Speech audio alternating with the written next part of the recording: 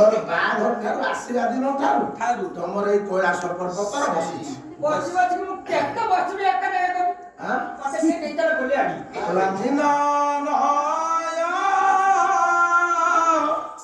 ନାରେ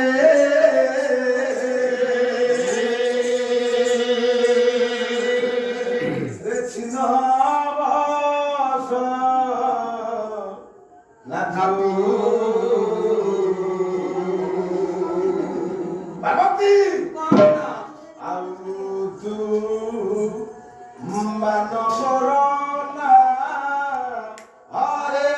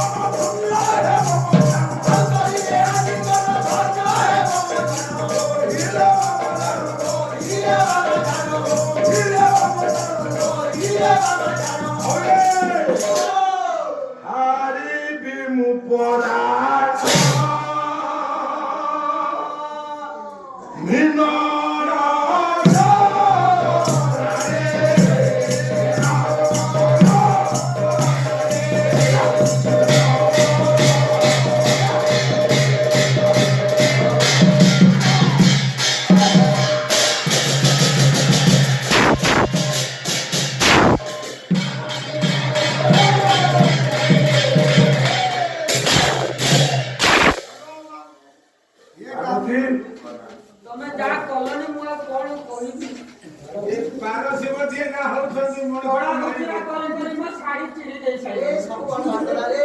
ଶାଢୀ ଦଉଛନ୍ତି ନା ଲୋକ କାହିଁଲ ମୁଁ ବୁଝିପାରୁଛି ଥକାଟା କିଏ ହେଇଛି ମା ସେମିତି 4 ଘଣ୍ଟା ଭଲ ହେଇଛି ଖାଲି ଖାଇଛନ୍ତି କଣ ନା ଯୋଉ ଦିନିକିତେ ଖାଇଛନ୍ତି ପାଣି ବି ପିଇବାର ସୁଯୋଗ ନାହିଁ ଅଙ୍ଗୁର ଗୋଟେ ଖୋଇଦେଲେ କାରଣ ମୋର ଟାଇମ ଦୁର୍ଗା ଆମେ ଯେତେବେଳେ କହିଲି ମୁଁ କହିଲି ଗୋଟେ କଥା କଲ କରିକି ମୋତେ ହଇରାଣ କଲି ତେଣୁ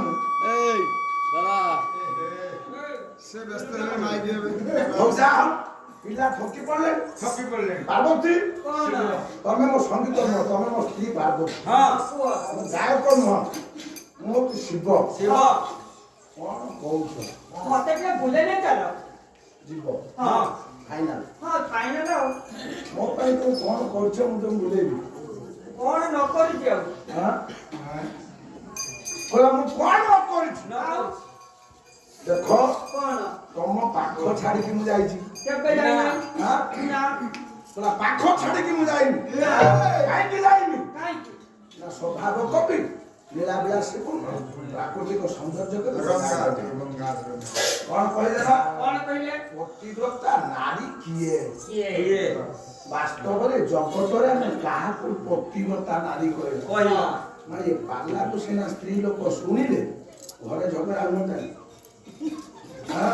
ଘରେ ତ ଶୁଣିବେନି ସାର ତ ମୁଣ୍ଡ ଆଉ କାମ କରୁନି ଘରେ କାମ ହଉଛି ସାରେ ନାରୀ ତ ନାରୀ ପୁଣି ପତିବ୍ରତ ନାରୀ ଆପଣଙ୍କ ମୁଣ୍ଡ ଆଉ ଜମା କାମ କରୁନି ପତିବ୍ରତ ନାରୀ ସବୁ ଅଛନ୍ତି ନା ପତିବ୍ରତା ନାରୀ କିଏ ପାର୍ବତୀ କହିଲେ ମୁଁ ଯାହା କରିଛି ହଁ ତମ ପାଇଁ ଆଉ କୋଉ ନାରୀ ସେ କାମ କରିବ ନା ନା କେହି କରିନାହାନ୍ତି କଣ ଗଙ୍ଗାଧର ମେହେର କହିଲେ ଆସୁ ବୋଧେ କହିଲେ ଲାଭ ବିନା କେହି ମାଲ ସାଗରେ ପଶିଲେ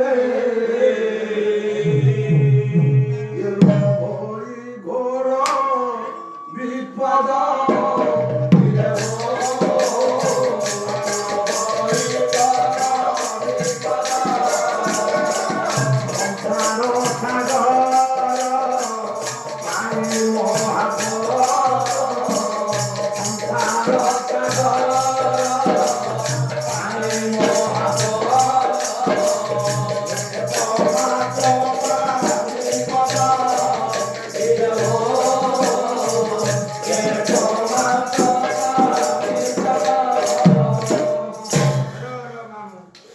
ପାର୍ବତୀ ମା ହାତ ଯୋଡ଼ି ଦେଲେ ସ୍ୱାମୀ ନାଭ ବିନା କେହି ସାଗରେ ପଶିଲେ ଭଇ ଘର ବିପଦ ସାଗର ବୋଲତେ ନା ସମୁଦ୍ର ସମୁଦ୍ରକୁ କୌଣସି ଲୋକ ଡଙ୍ଗା ବିହୀନରେ ଯଦି ଯାଏ ଯଦି ଡଙ୍ଗା ନ ନେଇକି ଗଲା ସେ ଲୋକ ବଞ୍ଚିକି ଫେରିବ କିମ୍ବା ଜୀବନ ପାଇବନି ସେମିତି ସଂସାର ସାଗର ପାଇଁ ମହାପୋତ ପୋତ ବୋଲନ୍ତେ ନୌକା ମହା ବୋଲନ୍ତେ ବଡ ନୌକା ସଂସାର ରୂପ ତ ସାଗରରୁ ପାରି ହବା ପାଇଁ କଣ ଡଙ୍ଗା ଦରକାର ସେ ଡଙ୍ଗାଟା କିଏ ସ୍ୱାମୀର એકમાત્ર ପାଦ ସ୍ୱାମୀର ପାଦ ରୂପକ ଡଙ୍ଗାରେ ଯଦି ନିତ୍ୟ ନିୟମିତ ନୀତିଦିନ ପତିବ୍ରତା ନାରୀଟି ବସି ବିଚରଣ କରେ ତାହେଲେ ଏ ସଂସାରରେ ସେ ଓହି ସୁଲକ୍ଷଣୀ ହେବ ତମକୁ ଛାଡ଼ି ମୁଁ କିଛି କାମ କରୁଛି କାହିଁକି କରୁନି ଜାଣିଛି ହେଲା ନାରୀ ମାନଙ୍କର ସ୍ୱାମୀଟି ଈଶ୍ୱର ସ୍ୱାମୀଙ୍କ ଚରଣ ସ୍ୱର୍ଗ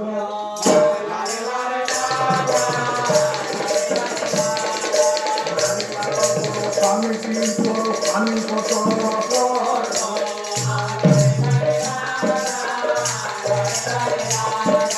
ଲକ୍ଷ୍ମୀ ସଦା ପତିବ୍ରତାର ସଙ୍ଗିନୀ ନାରୀ ପଦ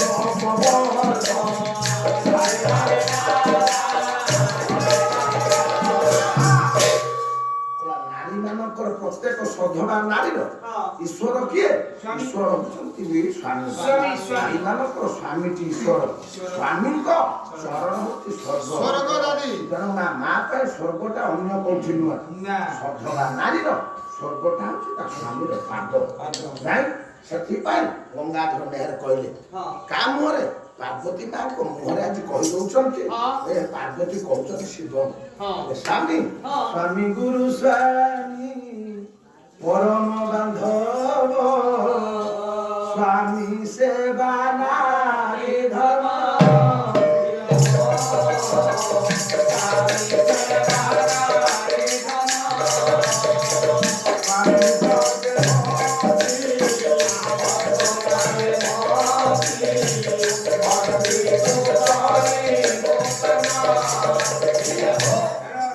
ପାର୍ବତୀ କହିଲେ ହେ ସ୍ୱାମୀ ତମେ ହଉଛ ମୋର ସ୍ୱାମୀ ତମେ ହଉଛ ମୋ ଗୁରୁ ତମେ ହଉଛ ମୋର ପରମ ବାନ୍ଧବ ତମେ ହଉଛ ମୋର ଇହକାଳ ପରକାଳର ଦେବତା ତେଣୁ ଇଏ ତମର ସେବା ଶୁଶ୍ରୂଷା ଜୀବନରେ ମୁଁ ସବୁବେଳେ କରି ଆସିଛି ଆଉ ତମ ମୁହଁକୁ ଚାହିଁଦେଲେ କେତେବେଳେ ମୁଁ ମନ ଦୁଃଖ କରିବି ଯିଏ ପତିବ୍ରତା ନାରୀ ମନରେ ଯେତେ ଦୁଃଖ ଥାଉ ତା ସ୍ୱାମୀ ମୁହଁକୁ ଚାହିଁଦେଲେ ସେ ହସି ଯାଉ କେମିତି ଦୁଃଖ ଥିଲେ ମନେ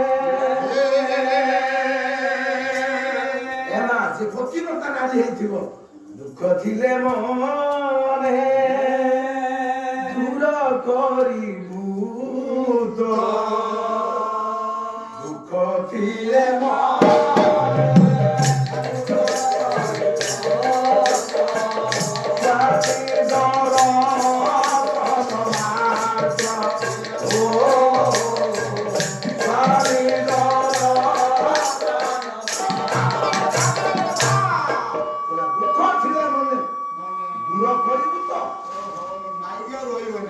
ସ୍ୱାମୀ ଦର୍ଶନ ମାତ୍ର ଯେ ପତିବ୍ରତା ନାରୀ ମନରେ ଯେତେ ଦୁଃଖ ଥାଉ ସ୍ୱାମୀର ମୁହଁକୁ ଦେଖିଦେଲେ ସେ ହସିଦବ କାହିଁକି ହସିବ ସ୍ୱାମୀ ପରା ତା ପାଇଁ ଦେବତା ଦେବତାକୁ ଦେଖିଲେ ଭକ୍ତ ଯେମିତି ହସି ଦିଏ ପାର୍ବତୀ କହିଲେ ତମ ଚାହିଁବା ଦିନ ଠାରୁ ମୁଁ ଆଉ ମୋ ଜୀବନରେ କେବେ ଦୁଃଖ କରିବି ନାଇଁ ଦୁଃଖ ଥିଲେ ମନେ ଦୂର କରିବୁ ତ ସ୍ୱାମୀ ଦର୍ଶନ ପରିହାସ କଲେ ଆଉ ଦେବେ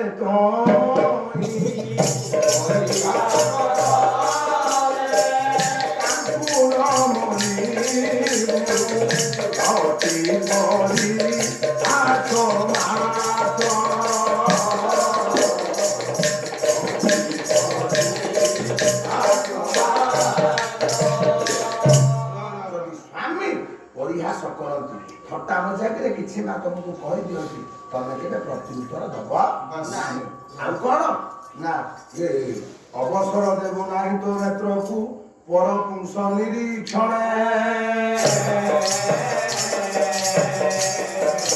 ବଦର ହେଲେ ନିଜର ନିକଟେ ରହିଲେ ବୁନାଇ କ୍ଷଣେ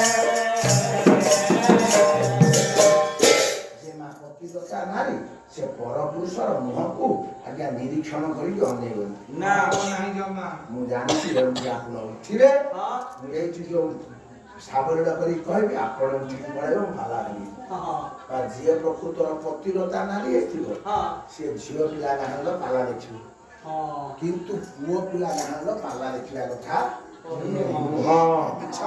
କାହିଁକି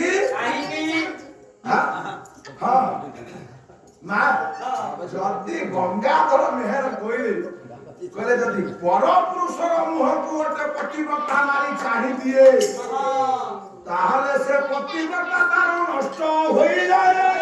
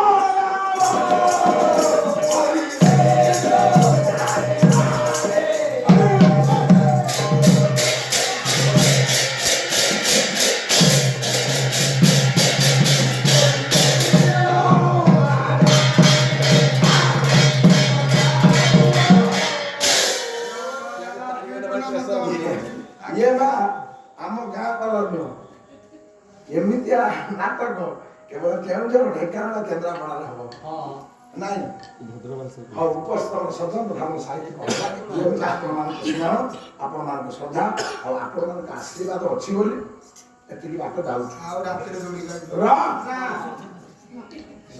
କହିଲେ ନାରୀ ମାନେ ପ୍ରତିବ୍ରତା ପର ପୁରୁଷରେ ମନ କେବେ ନ ପାର୍ବତୀ କହିଲେ ସ୍ୱାମୀ ତମ ମୁହଁ ଛଡା ମୁଁ କୋଉ ପୁରୁଷକୁ ଦର୍ଶନ କରିବି ତାହେଲେ ଯୋଉ ପ୍ରତିବ୍ରତା ସାଧବା ନାରୀଟେ ପର ପୁରୁଷର ମୁହଁକୁ ଚାହିଁଛି ସେ ଅସତୀ ତାର ପ୍ରତିବ୍ରତା ଖଣ୍ଡନ ହେଇଯାଇଛି ତାମାନେ ମା ମାନେ ମନ ଦୁଃଖ କରେ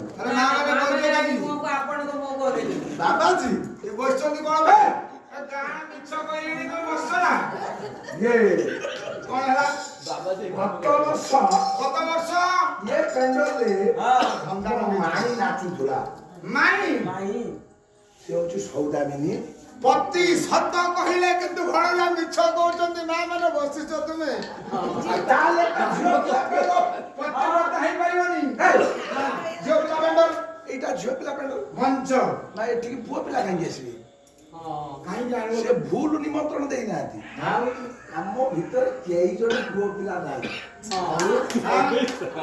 ହସିଲ ତମେ ଆମେ କେହି ପୁଅ ପିଲା ନୁହଁ ବାବାଜୀ କଣ ତୁ ପୁରୁଷ ନୁହଁ ଆଉ ମୁଁ ପୁରୁଷ ସିଂହ ବୋଲି ଫଳ ଧରି ନୁଆ ଦଉଛି ଆଉ ତୁମେ ନାରୀ ହେଇପାରିଥାଉ କିନ୍ତୁ ମୁଁ ପୁରୁଷ ନା ମୁଁ ପୁରୁଷ ନୁହଁ ଆଉ କମଳା ସହଜରେ ପୁରୁଷ ନୁହଁ ଗଣ ନୁହେଁ କି ଇଏ ବଣ ନୁହଁ ସବୁ ନାରୀ ଆମେ ସମସ୍ତେ ନାରୀ ମିଛ ଏସବୁ ମିଛ ଆଉ ଆଣିବନି ପୁଅ ଗାଣ ମିଛ ଏଇ ବାବାଜୀ ଆଜ୍ଞା ଯଦି ତୁ ପୁଅ ପୁଅ ପିଲା ଯାହା ସବୁ କରନ୍ତି ଏ ଦୁର୍ଗା ବାବୁ କଣ ପୁଅ ନା ଝିଅ ଦେଖିଲୁ ନା ସେ ପୁଅ ବା ତୁ କେମିତି ଜାଣିଲୁ?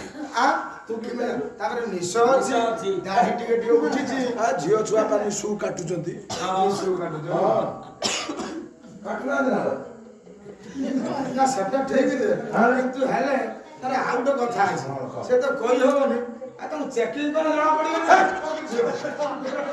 କଥା ଦେଖୁଛ ନା ଠିକ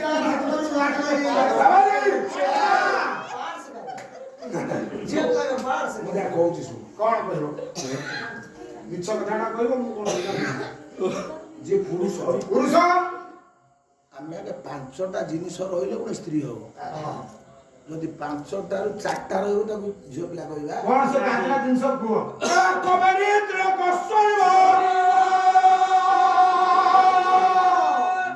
ହାସ ତଥେଇ ରଚ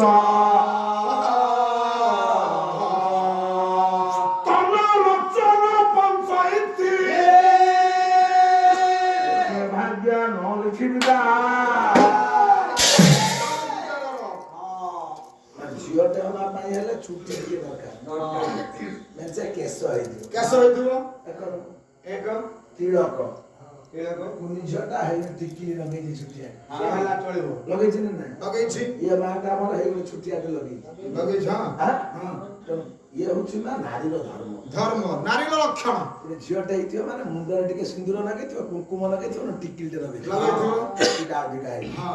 ବେଣି କାଟିଥିବ ବେଣିରେ ଗୋଟେ ଫୁଲ ପକେଇଥିବ ଆମେ କଣ ଫୁଲ ପକେଇ ବୁଲୁଛୁ ମୃଦୁ ହାସ ତଥେଇ ତଥାପି ତେଣୁ ଇଏ ସାରେ କ୍ଷମା କରିବେ ସାର୍ ଇଏ ମୁଁ ମୋର କିଛି ପରିଚୟ ଏ ସାରକୁ ମୁଁ କ୍ଷମା ମାଗିଲି ବି ହସିଲେ ନହେଲେ ସିଏ ଭାବରେ ଅଛନ୍ତି ବାଁ କଲ ପାନିକୁ ରଖୁଛନ୍ତି କେବେ ଚାଲୁଛନ୍ତି ଭୁଲ ତ କରିସାରିଲେ ସେଠି ଝାମା ଲାଗୁଛନ୍ତି କାହିଁକି ପୁରୁଷ ଲୋକ ସବୁବେଳେ ଚିନ୍ତା କଲେ ସ୍ତ୍ରୀ ସମାନ ଆମର ତ ମୁଣ୍ଡ ଭାରି ହସିଲା କେତେବେଳେ ଇଏ ବାହାର ଘରେ ପିଆଜ ରସୁଣ ମହଜୁଦ ଅଛି ତାଙ୍କର ଚାକିରିଆ ଲୋକ ସବୁ ଘର ସାରା ଚାକିରିଆ ବାପା ସବୁବେଳେ ମୁହଁକୁ ଭାରି କରିକି ବସିଥିଲେ ରାତି ପାଇଲେ ଚିନ୍ତା ପୁଅ ନବ 10,000 ଝିଅ ନବ 25,000 ଘରକୁ ଆସିବ ପ୍ୟାଣ୍ଟ ସାର୍ଟ ସବୁ ନିଶ୍ଚିତ ହଁ ତେଣୁ କିନ୍ତୁ ମାର କିଛି ଟେନସନ ନାହିଁ ଏ ଝିଅ ଛୁଆଟି ମୁହଁଟି କଲେ ସେ ଦାନ୍ତ ଦେଖେଇବା ମୋ ଅନା ଟିକେ ତୁ ଆଗରେ ରହୁଛୁ ନା ମୋ ଝିଅ ଭଳିଆ ତୁ ପାଚିଟା ବନ୍ଦ କରେ ବାବାଜୀ ଆଜ୍ଞା ତା ମୁହଁ କଣ ନେଲୁ ଅନେଇଛି ସେ ହସୁଛି ନା କାନ୍ଦୁଛି ହସୁଛି କେମିତି ଜାଣିଲୁ ଆଉ ଉଠେଇବା ଆଉ ତା ଆଖି କହୁଛି ଆଖି କହୁଛି ଆଁ ତେଣୁ କବେରୀ ତିଳକଶ୍ଚ ମୃଦୁ ହାସ ମୃଦୁ ହାସ ଦାନ୍ତକୁ ଉଠୁକୁ ଚାପି ଦେବେ ଆଖି କହିଦେବ ଇଏ ମୋର ପିଅର ଶୁଣ ଆଖି ହସୁଛି ଆଁ ହଉ ତେଣୁ ଯିଏ ନାରୀ ହେଇଥିବ ତା ମୁହଁରେ ଟିକେ ମୁରୁକି ହସ ଥିବ ଅଛି ଦେଖିବୁ ମାଇଚିଆ ମାନେ ଶାଢୀ ପିନ୍ଧୁଛନ୍ତି ଅଙ୍ଗ ଭଙ୍ଗି ହେଇଛନ୍ତି କିନ୍ତୁ ସିଏ କଣ ସେଇ ମୁରୁକି ହସ ଝିଅ ପିଲା ମେଳା ଆସିପାରିବେ ଆଉ ଆଁ କବେରୀ ତିଳକଶ୍ଚ ମୃଦୁ ହାସ ତିନିଟା ଗଲା ସ୍ତନ ଲୋଚନ ପଞ୍ଚଇତି ପଞ୍ଚେଇତି ମୃଗନୟନା ହେଇଥିବ ବକ୍ଷଜ ଥିବ ଏ ପାଞ୍ଚଟା ଥିଲେ ତାକୁ ଜାଣିବା ଆଜ୍ଞା ନାରୀ ବାସ୍। କିନ୍ତୁ ଆଜ୍ଞା ଆମେ କାହିଁକି ନାରୀ ଯିଏ ବାସ୍ତବରେ ପୁରୁଷ ହବ ତାର କିଛି କାମ ଅଛି ଅଛି। ବାବାଜୀ ଆଜ୍ଞା ଯିଏ ପୁରୁଷ ହଁ। ତୁ ନିଜକୁ କାଢୁଆ ପୁରୁଷ ବୋଲି ଆଉ ନହେଲେ ତ ବାଲା ବୋଲି ପାରୁଥିଲା ଆଉ ହଁ ପୁରୁଷ କହୁଛୁ ପୁରୁଷ ଯିଏ ପୁରୁଷ ମା ହେଇଥିବ ହଁ ହସ ପଛକେ କଥାଟାକୁ ଶୁଣିବ ଶୁଣ ଆଁ? ଇଏ ଏଠି ପରୀକ୍ଷା ଯିଏ ପୁରୁଷ ହେଇଥିବ ପୁରୁଷ ହେଇଥିବ ଯିଏ ପୁରୁଷ ହେଇଥିବ ମୁଁ ହେଇଥିଲା ସେ ପିଲା ଛୁଆ ଜନ୍ମ କରେ ଦେଖ ଏବେ ପୁରୁଷ କା ପିଲା ଛୁଆ ଜନ୍ମ କରେ ନା ତମେ କହିଲ ଏ ଗାଁକୁ ଡାକିକି ନେଇଛ ରାତିର ଆଁ? ପୁରୁଷ ସବୁ ଯଦି ପିଲା ଛୁଆ ଦିଅନ୍ତେ ତାହେଲେ ମା ମାନେ କାହିଁକି କହିଛ ପଳାଅ ଘରକୁ ବାବା ଖାଲି କାଲି ଏଠି ପାଲା ଗାଇଛି। ବାବା ଆଜ୍ଞା ଏଇ ଯୋଉ କୁନି ଛୁଆଟାକୁ ପୁରୁଷ ଜନ୍ମ କରିଛି ହଁ ଆଉ ଇଏ ଯୋଉ ପୁଅ ପୁରୁଷ ଜନ୍ମ କରିଛି ନା ଆରେ ବାବା କହ ମତେ କିଏ ଜନ୍ମ ଦେଇଛି କହିଦେଲୁ ସତ କଥା କହିବୁ ଗାହାଣ ଶୋଇ ପଡ଼ିବୁନି କହ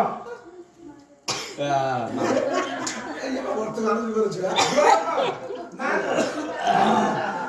ଲେଡିସ୍ ଜନ୍ମଯାତ୍ରୀ ଇଏ ଦେଖିକି ଇଏ ଶୁଣିକି କହୁଛି ଆଜି ଦେଖୁଛୁ ମୋ ମା ବୋଲି କି ମୁଁ ବାବା ଦେଖିଲି ସାଉଦାରୀ ଏଇ, କଣ ପଚାରି କଣ ବାବା କହୁଛୁ ଦୁବାଇରେ ତତେ କିଏ ଜନ୍ମ କରିଛି ମୋ ମା ତୁ ଜାଣିଛୁ ଜାଣିଥିବେ ମୋ ମା କହୁଥିଲା ସମ୍ପର୍କିକି ମା କହୁଥିଲା ମୁଁ ଜନ୍ମ କରିଛି ଜନ୍ମ କରିଛି ମା ପା ନିଜେ ଦେଖିନି ଭୂତ ଜନ୍ମ କରିଛି ସେ ଠିକ କଥା ତ କିଏ ଦେଖିଛି ବା ମା ହଁ ମା ଜନ୍ମ ଦିଏ କିଏ ନା ପୁରୁଷ ନା ମୁଁ କି ବାଛା ଦେବି ନା ନା ପାରିବନି ପିଲା ଛୁଆ ବାହାରିବେ ନା ଆଉ ଗୋଟେ କଣ କୁହ ହଁ ଆଉ ଗୋଟେ କଣ ବରାଦ କର ଯିଏ ପୁରୁଷ ହଁ ସିଏ ଅଣ୍ଡା ଦିଏ ହଉ ଅଣ୍ଡା ଦେ ଅଣ୍ଡା ପୁରୁଷ ଦେଲେଣି କୁକୁଡ଼ା ଆଉ ରଖିବେନି ଫ୍ୟାକ୍ଟ୍ରି ବନ୍ଦ କରିଦିଅ ଯାଇକି ପାଲା ବନ୍ଦ ହଉ କୁକୁଡ଼ା ଅଣ୍ଡା ଦିଅନ୍ତି ନା ଇଏ ପୁରୁଷ ଦେବ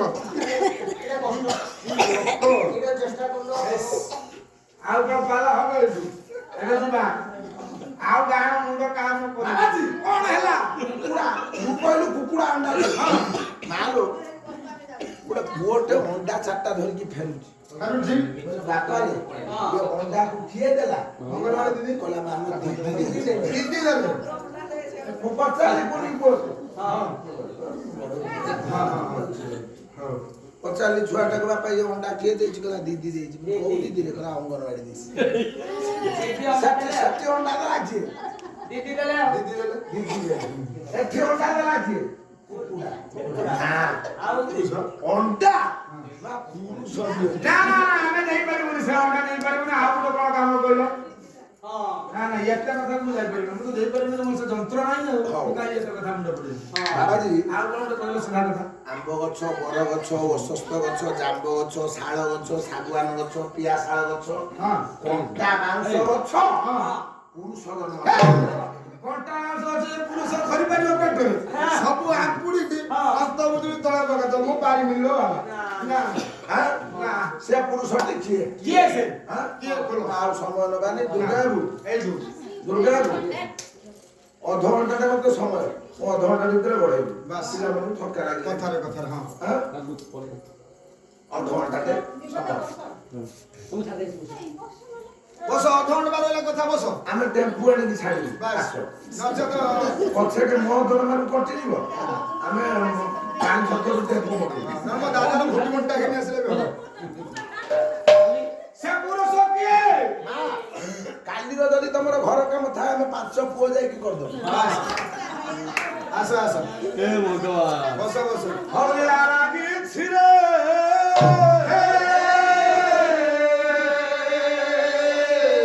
লাগিছি রে লাগিছি রে লাগিছি রে লাগিছি হরিয়া লাগিছি রে নীলাচলে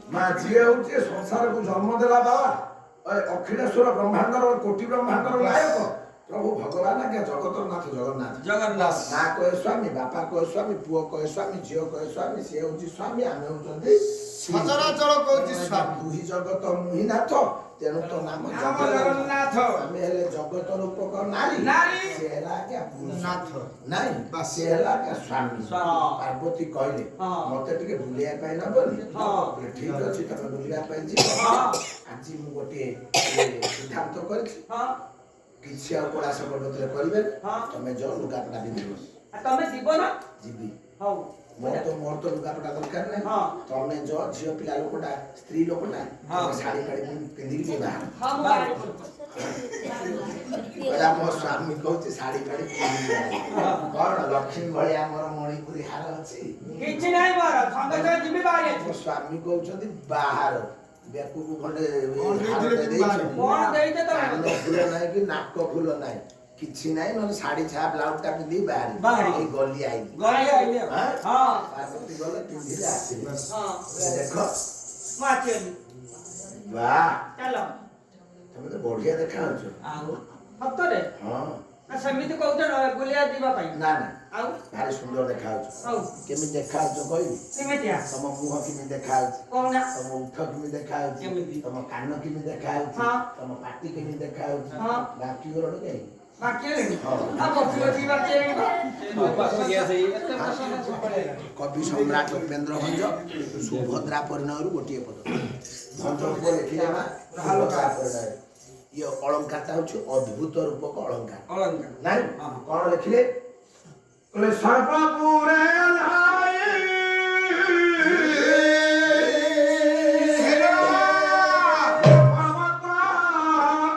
କହିଲା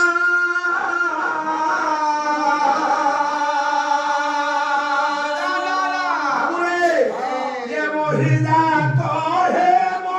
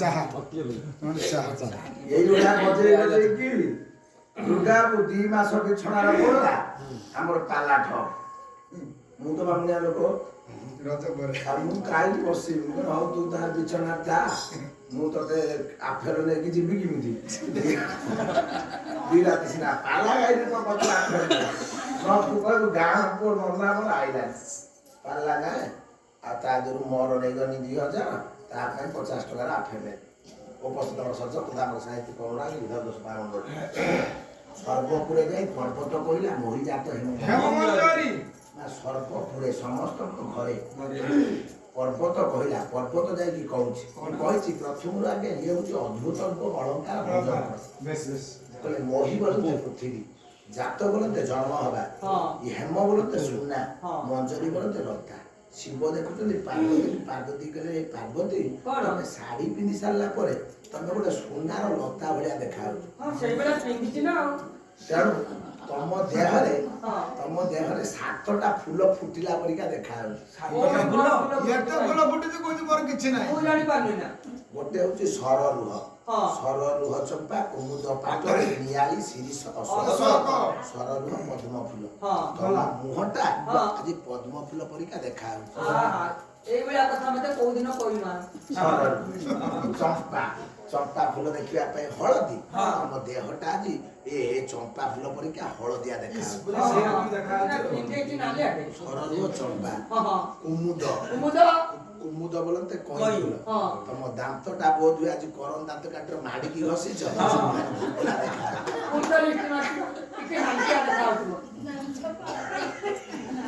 ଭିତରକୁ ନାଲି ପଳେଇଛି ଝିଅର ଦାନ୍ତକୁ କଇଁ ଫୁଲ ସହିତ ସମାନ କରାଯାଏ ଯୋଉ ଝିଅ ଦେଖିବେ କୁକୁତା ଖାଉଥିବ ତାକୁ ସମସ୍ତେ ଚିକାର କରିବେ ଯଦି ଝିଅଟା ଆଜ୍ଞା ପାନ ଖାଇଲା ତାକୁ ଆଜ୍ଞା ଚିକାର ତା ମାଇଣ୍ଡ କାମ କରିକି ଚିକାର କାଇଁ କରିବେ ପୁଅ ପଛରେ ପାନ ଖାଉ ଝିଅ ଛୁଆକୁ ପାନ ଦିଆଯାଏ ଆଉ ଅମଳାସ କରିବି ଦାନ୍ତ ଖରାପ ହେଇଯିବ ଦାନ୍ତ ଖରାପ ହେଇଗଲେ ମୁହଁ ନଷ୍ଟ ଯାଇ ପୁରୁଷ ଗୁଡା ଖାଲି ଗିଳିଯିବେ କାଶ କାନ ସେଇଥିପାଇଁ କବି କହିଲେ ଝିଅ ପିଲାମାନଙ୍କ ଦାନ୍ତଟା ହଉଛି କଇଁ ଫୁଲ ସଦୃଶ ବାସ୍ କୁମୁଦ ନିଆଳି ଫୁଲ ପରିକା କାନ ହେଇଛି ପାଟଳି ଫୁଲ ପରିକା ଓଠ ହେଇଛି ଶିରିଷ ଫୁଲ ପରିକା ଦେହଟା ଆଜ୍ଞା କୋମଳ ହେଇଛି ଶିରିଷ ଫୁଲ ଯେମିତି କୋମଳ ପାର୍ବତୀଙ୍କ ଦେହଟା କୋମଳ ଆଜି ପାଇଁ କିନ୍ତୁ ଆଜ୍ଞା ଇଏ କୋମଳ କାହିଁକି ପାର୍ବତୀ ସୁନ୍ଦରୀ ହୁଅନ୍ତେ ଏହି ସୁନ୍ଦରୀ ସଙ୍ଗ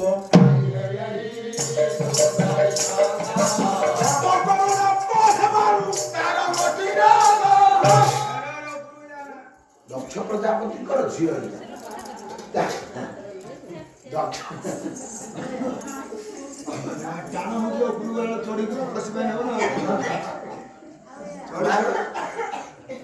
ତାର ଇଏ ପର୍ବତ ଜନ୍ମ ହେଇଥିବା ଯୋଗୁ ଇଏ ହଉଛି ତାଙ୍କର କଠିନ ଅଙ୍ଗ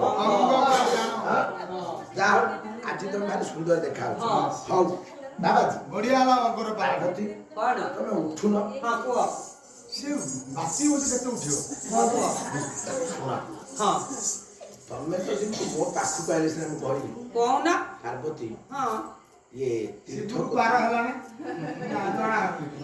ଇଏ ଯଦି ଜଣେ ତୀର୍ଥକୁ ଯାଏ ତା ପୂର୍ବରୁ ସେ ମାନସିକ ପ୍ରସ୍ତୁତି ହେଇଥାଏ ସେ କୋଉଠି ଜଗନ୍ନାଥ ବୁଲିବା ପାଇଁ ଯିବ କି ଲିଙ୍ଗରାଜ ବୁଲିବା ପାଇଁ ଯିବ କି ଆଜ୍ଞା ପଞ୍ଚଲିଙ୍ଗେଶ୍ୱର ଯିବ କି କ୍ଷୀରଚୋରା ଗୋପୀନାଥ ଯିବ କି ନୀଳଗିରି ଜଗନ୍ନାଥ ମନ୍ଦିର ଆଜ୍ଞା ସାରା ବାହାରିଲେ ପରିବାର ମାନଙ୍କୁ ନେଇକି 2 ଦିନ ପୂର୍ବରୁ ରୋଟିନ୍ କରନ୍ତି ତମେ ତ ରୋଟିନ୍ କିଛି କରୁନ ତେଣୁ ତମକୁ ମୁଁ କହୁଛି ତମେ ଆଜି ରମ୍ୟକରଣ୍ୟକୁ ଯିବ ବୁଲିବା ପାଇଁ ଆମେ 2 ଜଣ ତମେ କଣ ଯିବ ତମେ ଯିବ ମୁଁ ଯିବି କିନ୍ତୁ ନା ତମେ ରମ୍ୟକରଣ୍ୟକୁ ଆଗରେ ଚାଲ ମୁଁ ତମ ପଛରେ ଯାଉଛି ମୁଁ ଠକ ନୁହଁ ମୋ ଜାତକର ଠକ ନାହିଁ ଠକ ହଉଛି ଜଣେ ସେ ଠକ କିଏ ଗୋପାଳ କୃଷ୍ଣ ପଟ୍ଟନାୟକ ଲେଖିଲେ କହିଲେ କେଡେ ଛନ୍ଦ ଜାଣେ ଲୋ ସହି କେଡେ ଛନ୍ଦ ଜାଣେ ଲୋ ସହି ନନ୍ଦ ରାଜାର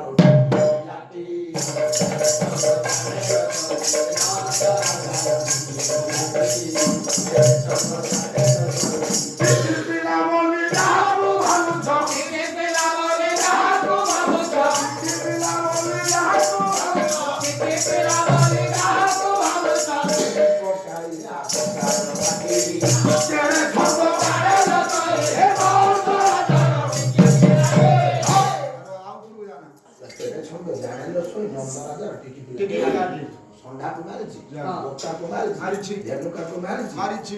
ଅନେକ ସମସ୍ତଙ୍କୁ କେତେ ଠକେଇଛି। ହଁ। କୋଉଠି ଆଉ କାହାକୁ ଠକେଇଲା? ଆଉ? ଦିନେ କଦମ୍ବ ଡାଳରେ ଥାଇ ବସନ ନେଲା ଚୋରାଇ। ଦିନେ କଦମ୍ବ ଡାଳରେ ଥାଇ ବସନ ନେଲା ଚୋରାଇ। ଦିନେ କଦମ୍ବ ଡାଳରେ ଥାଇ ବସନ ନେଲା ଚୋରାଇ। ଏ ଯମୁନା କୂଳରେ ଗୋପୀନାଥ ଚୋରାଇ। ଏ ଯମୁନା କୂଳରେ ଗୋପୀନାଥ ଚୋରାଇ। ଯମୁନା କୂଳରେ ଗୋପୀନାଥ ଚୋରାଇ। ଯମୁନା କୂଳରେ ଗୋପୀନାଥ ଚୋରାଇ। ବସନ ନେଲା ଚୋରାଇ। ବସନ ନେଲା ଚୋରାଇ। ଦିନେ କଦମ୍ବ ଡାଳରେ ଥାଇ। ତେଣୁ ଆଜ୍ଞା ସିଏ ଗୋପାଳ ମାନେ ଗାଧଉଛନ୍ତି ତାଙ୍କ ଲୁଗା ବସନକୁ ସବୁ ଚୋରି କରିଥିଲା ଟାଉଟରଟା ସେ କିଏ କୃଷ୍ଣ। ମୋ ଜାତକ ନାଇଁ ଟାଉଟର କରିବା। ହଉ ତମେ ଯାଅ ହଁ ମୁଁ ତମ ପଛରେ ଯାଉଛି। ସତରେ ଆସିବ ମା ପାର୍ବତୀ ହଁ ପାର୍ବତୀ କହିଲେ ମୋ ସ୍ୱାମୀ କଥା ଦେଇଛନ୍ତି ମାନେ ଚାଲିଲା ପାର୍ବତୀ। ନିଶ୍ଚିତ ଆସିବେ। ହଁ। ତେଣୁ ଆଜ୍ଞା ପାର୍ବତୀ ମା ଚାଲିଲେ। ଚାଲିଲେ ଗଲା। ହଉ ଦିନେ ପାର୍ବତୀ ଗମିନ ଗଲେ ଧନ ମାରିଲେ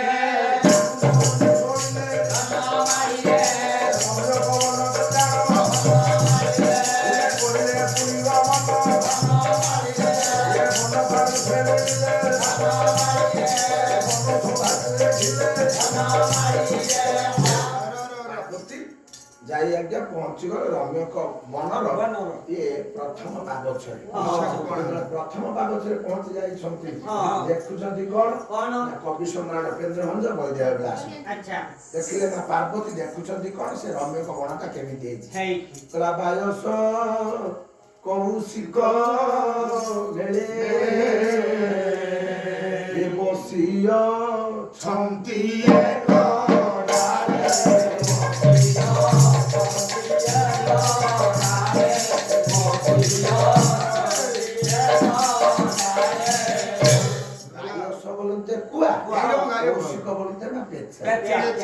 ପାର୍ବତୀ ଦେଖିଲେ ସ୍ୱାମୀ ଯୋଉ ଜଙ୍ଗଲକୁ ପଠେଇଛନ୍ତି ସେଠି କୁଆ ପେଚାର ଶତ୍ରୁତା ନାହିଁ। ତେଣୁ ଆଜ୍ଞା ପାର୍ବତୀ ଚିନ୍ତା କଲେ ମୋ ସ୍ୱାମୀ ଉପଯୁକ୍ତ ଜଙ୍ଗଲକୁ ପଠେଇଛନ୍ତି ଏ ଜଙ୍ଗଲଟାକୁ ଦେଖିଦେଇକି ଯିବେ। ଆଉ ଦି ପାଦ ବଢେଇଲେ ଦି ପାଦ ବଢେଇଛନ୍ତି ଆଜ୍ଞା ଗାୟକ ଲେଖିଲେ ନିରଞ୍ଜନ କର। ନିରଞ୍ଜନ କର ଲେଖିଲେ କଣ ପାର୍ବତୀ ମା ଦେଖୁଛନ୍ତି କହିଲେ ଖେଳାଏ ଅଇ ଶିଶୁ ପ୍ରେମୀ ନକୁଳ ପ୍ରେମ ନକୁଳ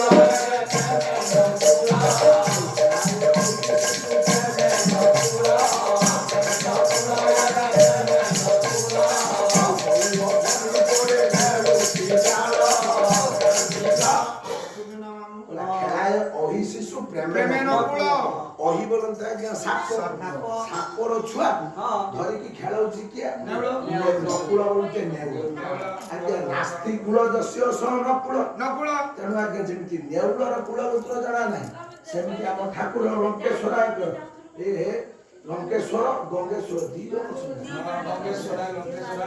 ବାଲୁକେଶ୍ୱର ପ୍ରଭୁ ବାଲୁକେଶ୍ୱରଙ୍କର ଅନ୍ୟ ନାଁ ହଉଛି ନକୁଳ। ତେଣୁ ଆଜ୍ଞା ନେଉଳ ପାଖରେ ଗୋଟେ ସାପ ଛୁଆଟେ ଖେଳୁଛି ମୟୂର ସମୀପରେ ଖେଳୁଛି ବ୍ୟାଳ ବ୍ୟାଳ ବୋଲନ୍ତି ସାପ ମୟୂରର ଶତ୍ରୁ ହଉଛି ସାପ ମା କିନ୍ତୁ ମୟୂର ପାଖରେ ସାପ ଖେଳୁଛି। ପାର୍ବତୀ କହିଲେ ବା ବଢିଆ ଜଙ୍ଗଲ ଭାବ ଅଛି ସେମିତି ଆଉ ଟିକେ ଆଗକୁ ଚାଲିଗଲେ ଯାଇକି ଦେଖିଲେ କଣ ଜଙ୍ଗଲ ଭିତରକୁ ପଶିଗଲେ ମା ଜଙ୍ଗଲ ଭିତରକୁ ପଶିଗଲେ ପାର୍ବତୀ ମା ଦେଖିଲେ କଣ ନା ପୁଷ୍ପ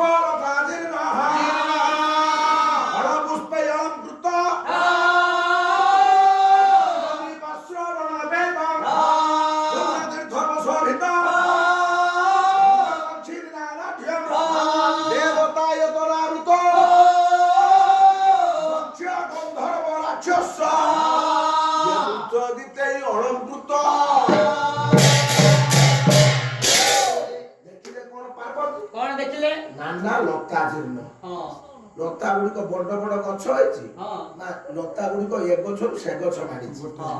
କବି କହିଲେ ଏ ଗଛକୁ ଗଛ ଲତା କାହିଁକି ମାଡିଛି ନା ଗଛ ଗଛ ଭିତରେ ସ୍ନେହ ରଖିବା ପାଇଁ ସମସ୍ତଙ୍କୁ ଏକତା ସୂତ୍ରରେ ବାନ୍ଧିବା ପାଇଁ ଲତା ଗୁଡିକ ଏ ଗଛରୁ ସେ ଗଛକୁ ଦେଇକି ସମସ୍ତଙ୍କୁ ବାନ୍ଧିକି ରଖିଛି।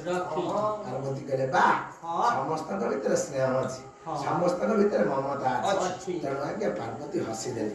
ଏଇ ସମୟରେ ପାର୍ବତୀ ଆଜ୍ଞା ବନଟାକୁ ଦର୍ଶନ କରୁଥିଲା ବେଳେ ହଁ। ଦେଖିଲେ ନଦୀ ଗୁଡାକ ବହି ଯାଇଛି, ଝରଣା ଗୁଡିକ କଳ କଳ ନାଦ କରିକି ବହି ଯାଉଛି, ମୃଗ ତୃଷ୍ଣା ଗୁଡିକ ଆନନ୍ଦରେ ସ୍ୱାଧୀନ ଭାବରେ ବିଚରଣ କରୁଛନ୍ତି, ପକ୍ଷୀ ମାନେ କାକଳି ଶବ୍ଦରେ ଆଜ୍ଞା ଇଏ ଗୁଞ୍ଜନ କରୁଛନ୍ତି।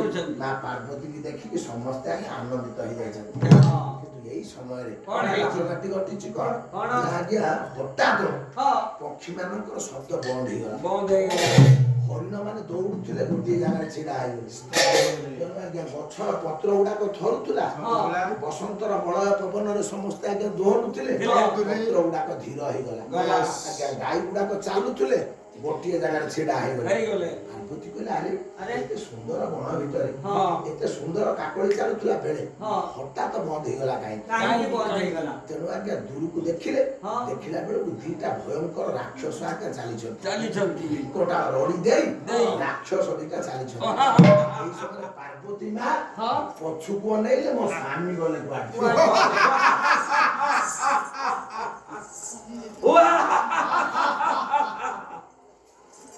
କିଏ ତମେ ସୁନ୍ଦରୀ?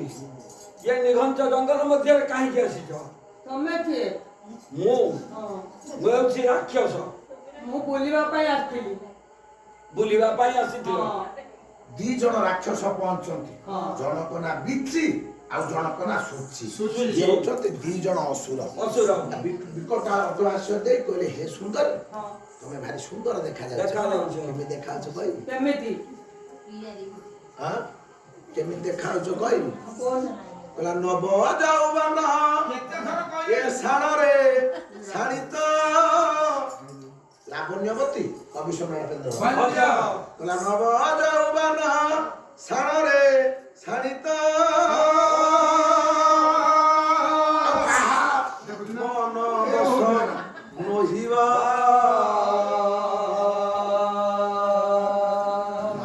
ଇଏ ଅସୁର ଚିନ୍ତା କଲେ ପାର୍ବତୀକି କଳେ ବଳେ କୌଶଳେ ବାହା ହେଲେ।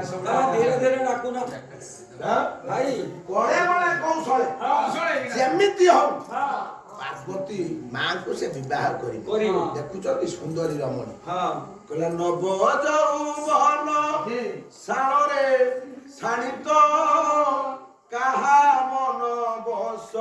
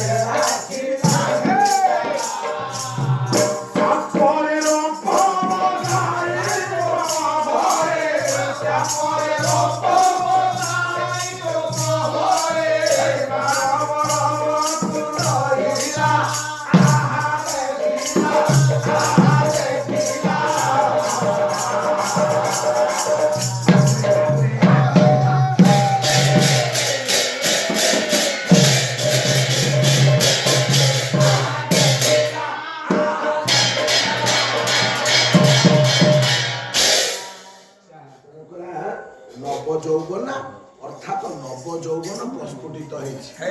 ଏମିତି ସୁନ୍ଦରୀ ଆଜ୍ଞା ପାର୍ବତୀ ଦେଖା ଯାଉଛନ୍ତି। ଅସୁର କହିଲେ ତମକୁ ଯିଏ ସୁନ୍ଦରୀ ଦେଖିବ ସେ ପୁରୁଷର ମନ ତମ ଠାରେ ବଶୀଭୂତ ହେଇଯିବ। କାହିଁକି ମୁଁ ଏକଥା କହିଲି? କାହିଁକି କହୁଛ?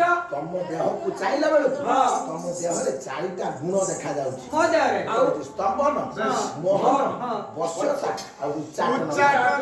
ଆମେ ଦି ଭାଇ ତମକୁ ଦେଖିଲା ପରେ ଆମ ଦେହରେ କାମନାର ବାଣ ବିଦ୍ଧ ହେଇଗଲା। ତେଣୁ ଗୋଟେ କାମ କର, ଆମେ ଦି ଭାଇ ଅଛୁ, ମୁଁ ହଉଛି ବଡ, ସିଏ ହଉଛି ସାନ। ମୁଁ ଭାବୁଛି ମତେ ତୁମେ ବାହା କର। ନା ଭାଇ ମୁଁ ଆଗେ ବାହା ମୁଁ ବଡ, ମୁଁ ବାହା ନହେଲେ ତୁ ବାହା ହେଇଯିବୁ। ନା ତମେ ବାହା ତତେ ପିଟିକି ମାରିଦେବି। ତମେ ବାହାଇ ପଡ ମୁଁ ବାହା ହେଲା ଫାଇନାଲ ବଡ ବାହା ହବ ହଉ ଯଦି ତମେ ବାହା ହବ ମୋର ଗୋଟେ କଥା ଆଜି ରଖିବ ମତେ ଟଣା ଘୋଷଣା କରନି ତମେ ଦି ଭାଇଙ୍କ ଭିତରୁ ବଡ ଭାଇ ବାହା ହବ କହୁଛି ହଁ। ପାର୍ବତୀ ମା କହିଲେ ହଁ। ତମେ ଆଉ ଇଏ ଛଳନା କରନି ନା ନା ମୁଁ ରାଜି ହଁ ବଡକୁ ବାହା ହେବି ହଁ ମୁଁ ରାଜି ରାଜି ପାର୍ବତୀ ମା ଦେଖିଲେ ଆଜ୍ଞା ସ୍ୱାମୀ ନାହିଁ ନା। କିଏ ଆଜ୍ଞା କେହି ଆଜ୍ଞା ସାହାଯ୍ୟ କରିବା ପାଇଁ ନାହାନ୍ତି ନା। ଏଇଠି ବିପଦରେ ଯେତେବେଳେ ମା ପଡନ୍ତି ହଁ। ସେତେବେଳେ ମଣିଷର ବୁଦ୍ଧିଟା କାମ କରେ। ହଁ ଏ ମା ପାର୍ବତୀ କହିଲେ ହଁ କହିଲେ ଠିକ ଅଛି ମୁଁ ତମକୁ ବାହା ହେବି ହଁ। କିନ୍ତୁ ଗୋଟେ ସର୍ଟ ସର୍ଟ କହିଲେ କଣ ସର୍ଟ କଣ ସେ ସର୍ଟ? ନା ଜଙ୍ଗଲର କିଛି ଅଂଶ ମୁଁ ଦେଖିଛି ହଁ ସବୁ ଅଂଶ ମୁଁ ଦେଖିବାକୁ ପାଇନି ନା। ମତେ ହଁ କାନ୍ଧର ବସେଇକି ହଁ ଯଦି ସାତ ଭେଡା ବୁଲେଇ ଆଣିବ ହଁ ମୁଁ ତମ ବେକରେ ଫୁଲମାଳ ଦେଇକି ବାହା ହେବି। ହଁ ତମର ବୁଲେଇ ଆଣିବ ମତେ ସାତ ଭେଡା ଟିକେ ବୁଲେଇ ଦିଅ ସାତ ବେଳା କଣ ବିଚି ଆଜ୍ଞା ଅଟହାସ୍ୟ ରଡ଼ିଟିଏ ଦେଲା କହିଲା ଆରେ ଇଏ କେତେ କେତେ ବଡ ପାହାଡକୁ ଆମେ କାନ୍ଧର ଟେକିକି ସମୁଦ୍ରକୁ ଫିଙ୍ଗି ଦେଇଛୁ ଫିଙ୍ଗି ଯାଇଛୁ ହଁ? ଏଇ ସାମାନ୍ୟ କଥା। ସାମାନ୍ୟ ଗୋଟେ ସ୍ତ୍ରୀ ଲୋକଟେ ଦେଖ ତମେ 7 ଥର ନୁହଁ ଆଉ ତମକୁ 14 ଥର ମୁଁ ବୁଲେଇ ଦେବି ହଉ ହଁ ଜାଣୁ ଆଜ୍ଞା ଓ ଇଏ ଚାଏ ଇଏ ଯୋଉ ଚା ହେଇଛି ବସିକି ପିଅ କି ହଁ? ବସିକି ପିଅ କି ନା ବସିକି ଆଉ ରାତି ହେଇଗଲାଣି ପଳେଇବା ହାଲୋ ଆଉ ସମୟ କଣ ଏଇ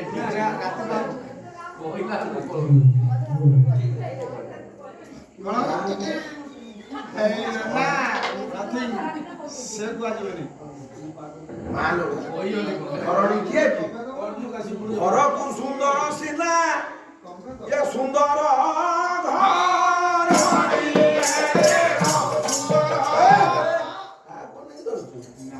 ଘରକୁ ସୁନ୍ଦର ଦିଶା ସୁନ୍ଦର ଘର ତା ଚା ଟା 15 ଟଙ୍କା ଦେଲେ ବି ଏମିତିଆ ଚା ମିଳିବ ନା ତା ଫ୍ଲେଭର ଯା ବହଳିଆ ମଧ୍ୟ ହେଇଛି ସେଇଆ ନା ଏଇ ଠିକ ଏଇ ଅମୁଲ ଦିଆଯିବ ଏଇ ଚିନି ଦିଆଯିବ ଏଇ ପାଣି ଦିଆଯିବ ସବୁ ମା ବନେଇ ପାରିବେ କାହିଁକି ନା ଘରକୁ ସୁନ୍ଦର ସିନା ସୁନ୍ଦର ଘର ମା ଯଦି ମନ ଧ୍ୟାନ ପ୍ରେମ ସେ ଯଦି ଆନନ୍ଦ ମନରେ ଚା ଟା କଲା ସେ ଆନନ୍ଦିତ ହେଇଯିବ ତେଣୁ ଯଦି ପୁରୁଷ ଲୋକ ବନେଇଥାଏ ଏ ଚା କୁ ଆର ଜନ୍ମରେ ସେ ସ୍ତ୍ରୀ ଲୋକ ହବ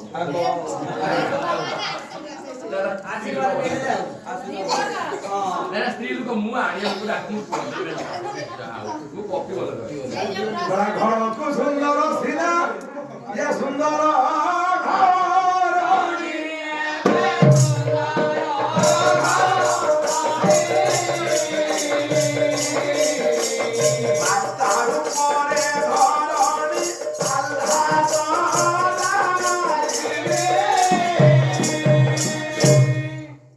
ସେଇ ନାରୀ ଯେତେବେଳେ ମା ହେଇଯାଏ ସମସ୍ତଙ୍କ ଗାଲରେ ହାତ ମାରିକି ଧନରେ ଦିଟା ଖାଇଦେ ସୁନାରେ ଦିଟା ଖାଇଦେ ସେ ମା ହେଇଥିବ ଉଡ଼ିଯିବା ପକ୍ଷୀର ପେଟ କଥା କହିଦବ ସବୁ ମା କହିପାରିବେ ସେ ମା ନୁହଁ ହଁ ପାର୍ବତୀଙ୍କ ପାଖରେ କହିଲା ମତେ ବିଚି ଅସୁର ହଁ କାନ୍ଧ ପାତି ଦେଇକି ବସିଛି ବସି ଯା ବସି କହିଲା, ହେ ସୁନ୍ଦରୀ ହଁ ବସ ଆସ ତମେ ମୋ କାନ୍ଧରେ ବସ ମୋ ବଡ ଭାଇ କାନ୍ଧରେ ବସ ମୁଁ ବସୁଛି 14 ବେଳା ବୁଲେଇବେ ମୋ ଭାଇ ହଁ ଏଇ ବସିଲି ଆଁ? ବସିଲି ବସିଛ ନା ସେ ହାତଟାକୁ ଧରିଛ? ମା କାତ୍ୟାୟନୀ ଅମ୍ବିକା କହିଲେ ପାଗଳାରେ ଏ ସଂସାରର ମାକୁ କୋଉ ପୁଅ ବାହା ହୁଏନି ନା ଦିଟାଙ୍କର ମତି ଭ୍ରମ ହେଇଯାଇଛି ତମ ମାକୁ ବାହା ହେବା ପାଇଁ ସ୍ତ୍ରୀ ରୂପରେ ତମ ଆଖି ଦେଖିଲାଣି ତମେ ଆଉ ସଂସାରରେ ରହିବା ଅନୁଚିତ ନାଇଁ ହଁ ଅତି ବଡ ଜଗନ୍ନାଥ ଦାସ କହିଲେ ମାତୃ ହରଣ ମଦ୍ୟପାନ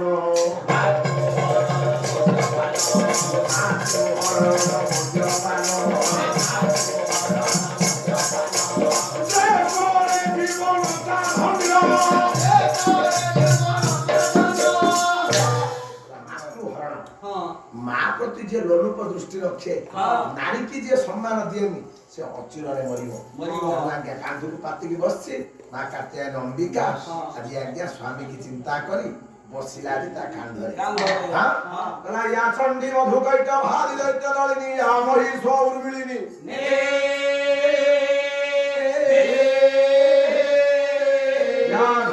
চণ্ডমণ্ডলী লক্ষ্মী বিদ্যা সনাতনী শুম্ভনি শুম্ভনী লক্ষ্মী সিদ্ধিম্বরা দেবী নবকোটি মূর্তি সহিতা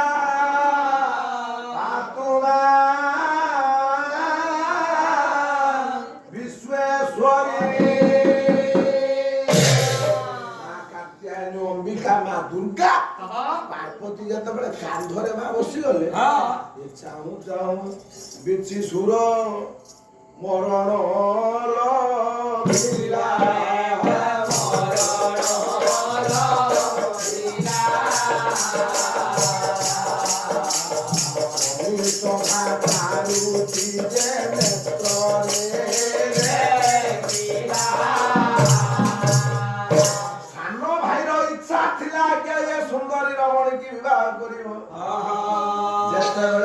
କାତ୍ୟାୟନୀ ଅମ୍ବିକା ମା ପାର୍ବତୀ ଆଜି ବିଚି ସୁରକୁ ମାରି ଯାଇଛି। ଆଜ୍ଞା ସାନ ଭାଇ କହିଲା ସୁନ୍ଦରୀ ସେଇଟା ବା ଛେରୁଆଟା କଣ କହିବ ମୋ କାନ୍ଧରେ ବସ ମୁଁ ତୁମକୁ ନେଇକି ବୁଲେଇ ଆଣିବି। ତେଣୁ ଆଜ୍ଞା ଠିକ ସେଇଆ ହେଲା। ଯେତେବେଳେ ମା କାତ୍ୟାୟନୀ ଚାଲି ଯାଉଛନ୍ତି ବସିବେ ରୂପ ଧରିଲା ଆଜ୍ଞା ଚଣ୍ଡୀ ରୂପ ଚଣ୍ଡୀ ପ୍ରଚଣ୍ଡୀ ଦୁର୍ଦଣ୍ଡୀ চণ্ডকে আসমা চণ্ডী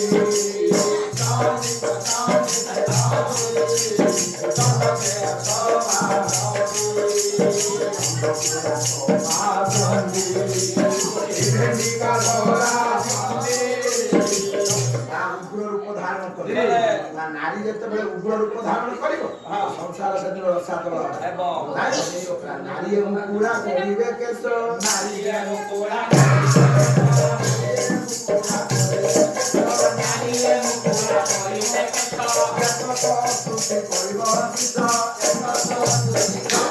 ଅଚ୍ୟୁତ ମହାପୁରୁଷ ଛତିଆ ନିକଟସ୍ଥ ଅମରାବତୀ କଟକର ପୁଅ ଅଚ୍ୟୁତ ମହାପୁରୁଷ କହିଲେ ନାରୀ ମାନେ ଯୋଉ ଦିନଠୁ 100% ସବୁ କେଶ ମୁକୁଳା କରିଦେବେ କଳିଯୁଗ ସେଇଦିନ ନଷ୍ଟ ହବ।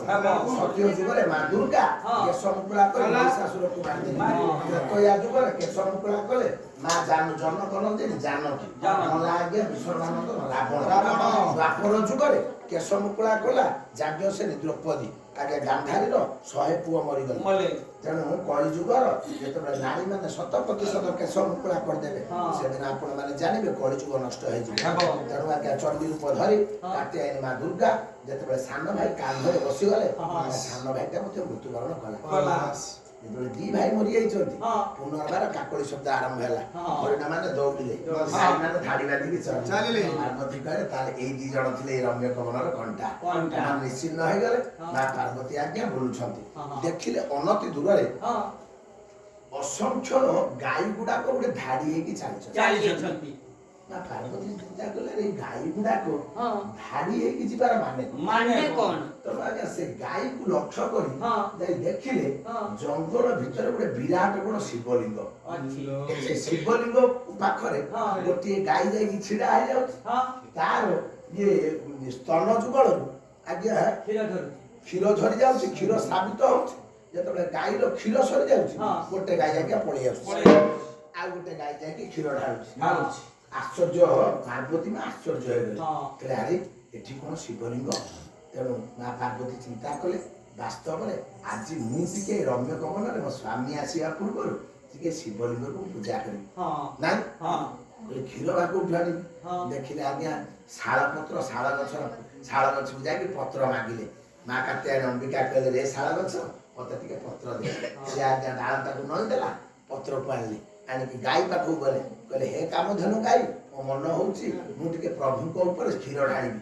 ଯଦି ଆଜି କ୍ଷୀର ଢାଳେ ମୋ ଜୀବନଟା ସାର୍ଥକ ହବ। ଗାଈ ଆଜ୍ଞା କ୍ଷୀର ଦେଇଦେଲା। ଏ କ୍ଷୀରକୁ ନେଇ ଯାଇ ଆଜ୍ଞା ମା ପାର୍ବତୀ ଶିବଙ୍କ ପାଖରେ ପହଞ୍ଚି ଯାଇଛନ୍ତି। କହିଲେ ନା ଆଜି ଏ ଲିଙ୍ଗକୁ ମୁଁ ଶିବଲିଙ୍ଗ ବୋଲି ମନେ ନ କରି ଭଗବାନ କୃଷ୍ଣ ବୋଲି ମନେ କରି ଆଜି ମୁଁ ହେବି ମା ଯଶୋଦା, ଶିବଲିଙ୍ଗ ହବ କୃଷ୍ଣ। ତେଣୁ ଆଜ୍ଞା ତାକୁ ମୁଁ ଆଜି କ୍ଷୀରପାନ କରେଇବି। ତେଣୁ ବସି ଯାଇଛନ୍ତି ମା ପାର୍ବତୀ ଆଣ୍ଠୁ ମାଡ଼ିକି କ୍ଷୀରଟାକୁ କୃଷ୍ଣ ବୋଲି ଭାବିକି କ୍ଷୀରପାନ କରଉଛନ୍ତି।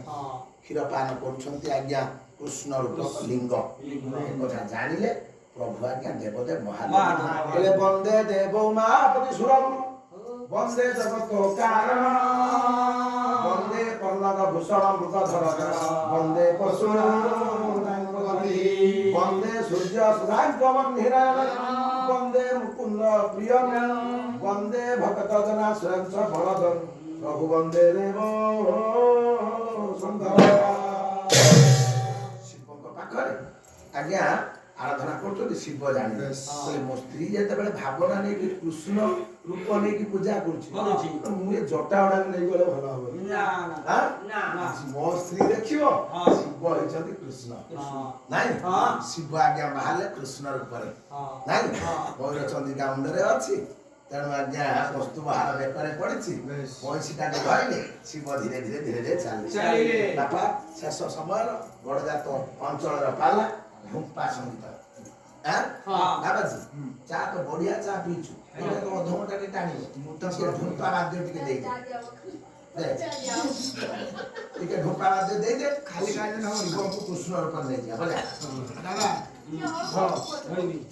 କାମ ଆଉ ଗୋଟେ ପ୍ରଶ୍ନର ଉତ୍ତର ଦେବେ କଣ ନାରୀର କୋଉ ଅଙ୍ଗ ଛୁଇଁଲେ ଛାଡ଼ିଆଲା କଣ ଏଠି କଥା କହିଲେ ହେଡା ଆର ବର୍ଷ ଇଏ ଦଣ୍ଡା ପଳେଇବ ସକାଳ ପର୍ଯ୍ୟନ୍ତ ସାଇକେଲ ଲୋକ ପହଞ୍ଚିବେ ବାଜିବ ଢୁମ୍ପା ଦିନ ଉଟା କିଟ ତାକ ଧିନା କିଟ ଦିନ ଉଟା କିଟ ତାକ ଧିନା କିଟ ଧାପ ତା କିଟ ତାକ ଧିନା କିଟ ତାପ ତା କିଟ ତାକ ଧିନା ର ଦିନ ଉଟା କିଟ ତାକ ଧିନା କିଟ ଦିନ ଉଟା କିଟ ତାକ ଧିନା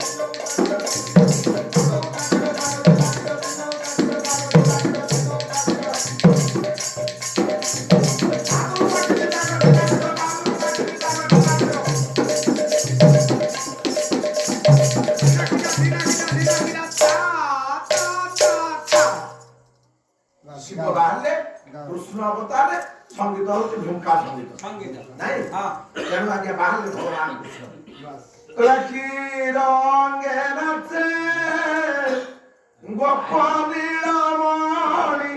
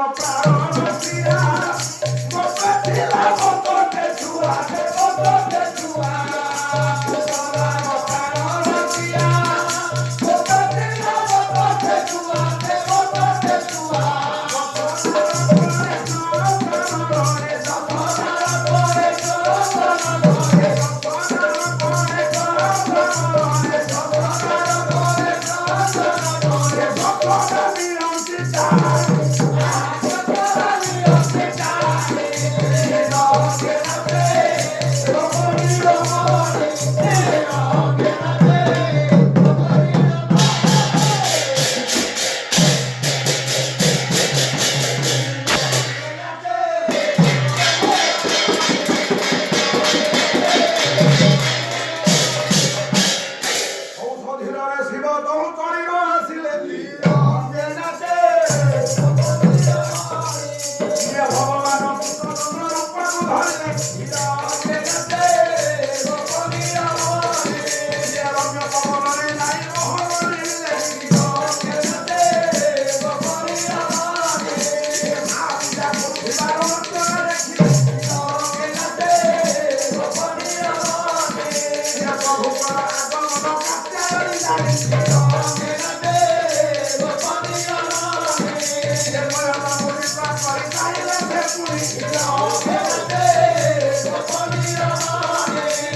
ଭଗବାନ ରୂପକୁ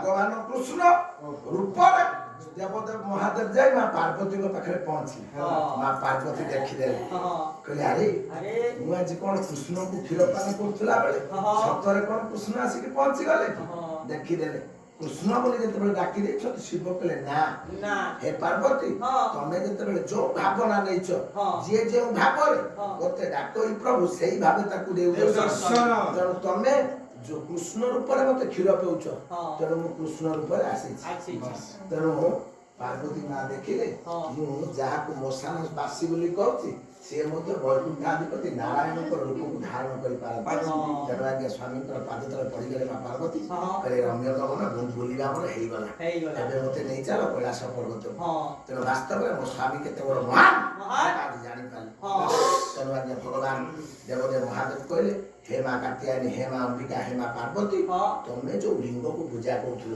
से लिंगटा हम विश्व प्रसिद्ध लिंग सारा विश्वर सेटा हम बड़ लिंग से लिंग मान भितर से हम राजा ता नामटा आज ठारू रम्य अरण्य मु कर दे जाउछि से लिंगर नाम कोन हबो से लिंगर नाम रहिबो लिंगराज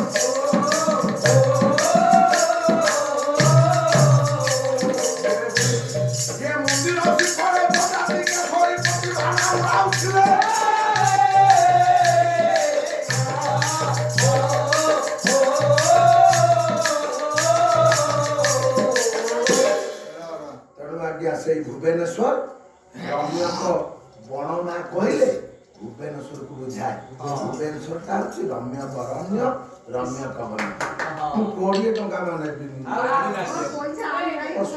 बाकी रहला ओम श्री सते श्री सरप्रिया भरात्रे पारसर के प्राणी रूप परशु मव्यातम वैष्णि खानम मैखानम सर्वलोक मैसारम हे बालुकेश्वर हे लिंगराज मो माँ को अभिसुलक्षण करी धन धान्य परिपूर्ण करी तार सांसारिक जीवन को सुखमय कर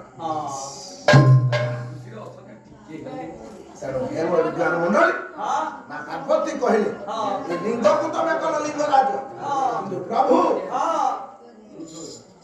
प्रभु लिंग हला लिंगराज किंतु तमे जे होइथिलो कृष्ण मु कोन तमे राधा तो या पर तो पेंटिंग चेंज हे जो आमे तो फेरी जीवा यात्रा तो शेष हो नाटक तो शेष हो समस्त तो भूली जीवे तमे इधर कृष्ण मु इधर राधा कहले ना वर्षर थरे ए लिंगराज मंदिर रे शिव पार्वती के कृष्ण राधा रूप रे रास ए रास को आज्ञा लिंगराज मंदिर रे शिव पार्वती को भगवान कृष्ण राधा रूप रे देखि आज्ञा लिंगराज मंदिर गले देखिबे राम पार्श्व राधा कृष्ण आज्ञा पूजा करे तेणु और धीरे धीरे सुनुथिले मो न्याय दर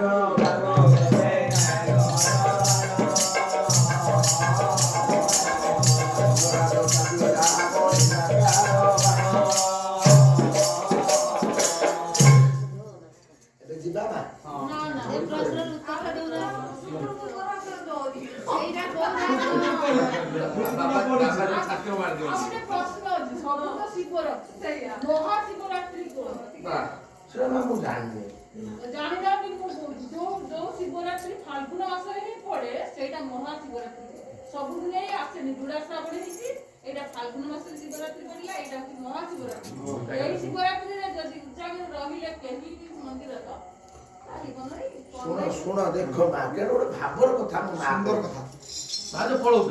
ଜାଣୁ ଭାବର କଥା କହିଲା ବେଳେ ତା ଆଖିରୁ ଲୁହ ପଡିଯାଉଛି ଯୋଉ ମା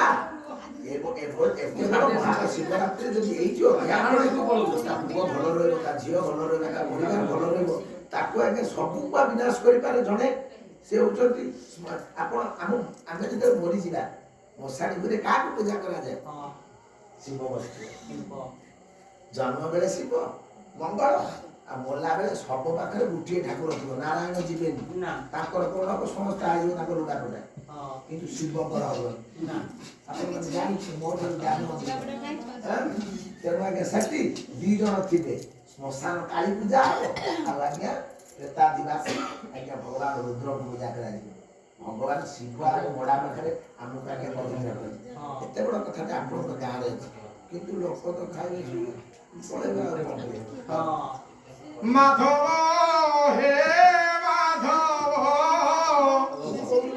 মাধব হে মাধব ও ভাগবত পঢ়ুছিব ঝিଅ ବସି ଗୀତା ଗାଉଥିବ ପୁଅ ଭାଗବତ ପଢୁଥିବ ଝିଅ ବସି ଗୀତା ଗାଉଥିବ ଆଉ ବନ୍ଧୁ ପରିଣନ ଘେରିଥିବେ ପ୍ରାଣ ପକ୍ଷୀ ମୋର ଉଡ଼ିଥିବ ମାଧବ ହେ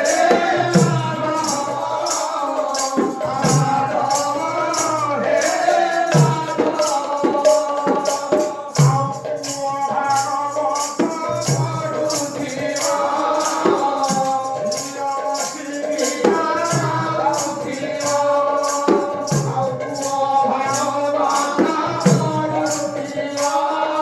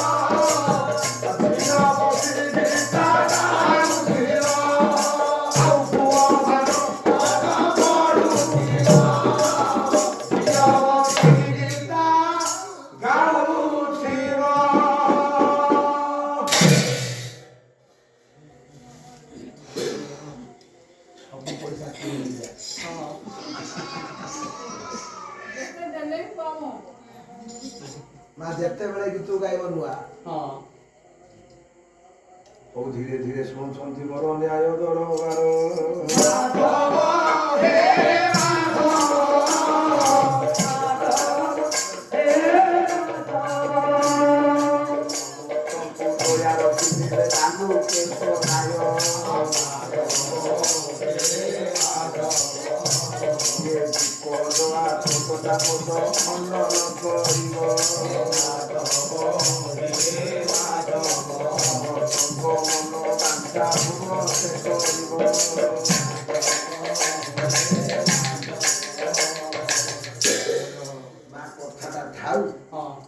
ଆଉ କେତେବେଳେ ଆଇଲେ କହିଲା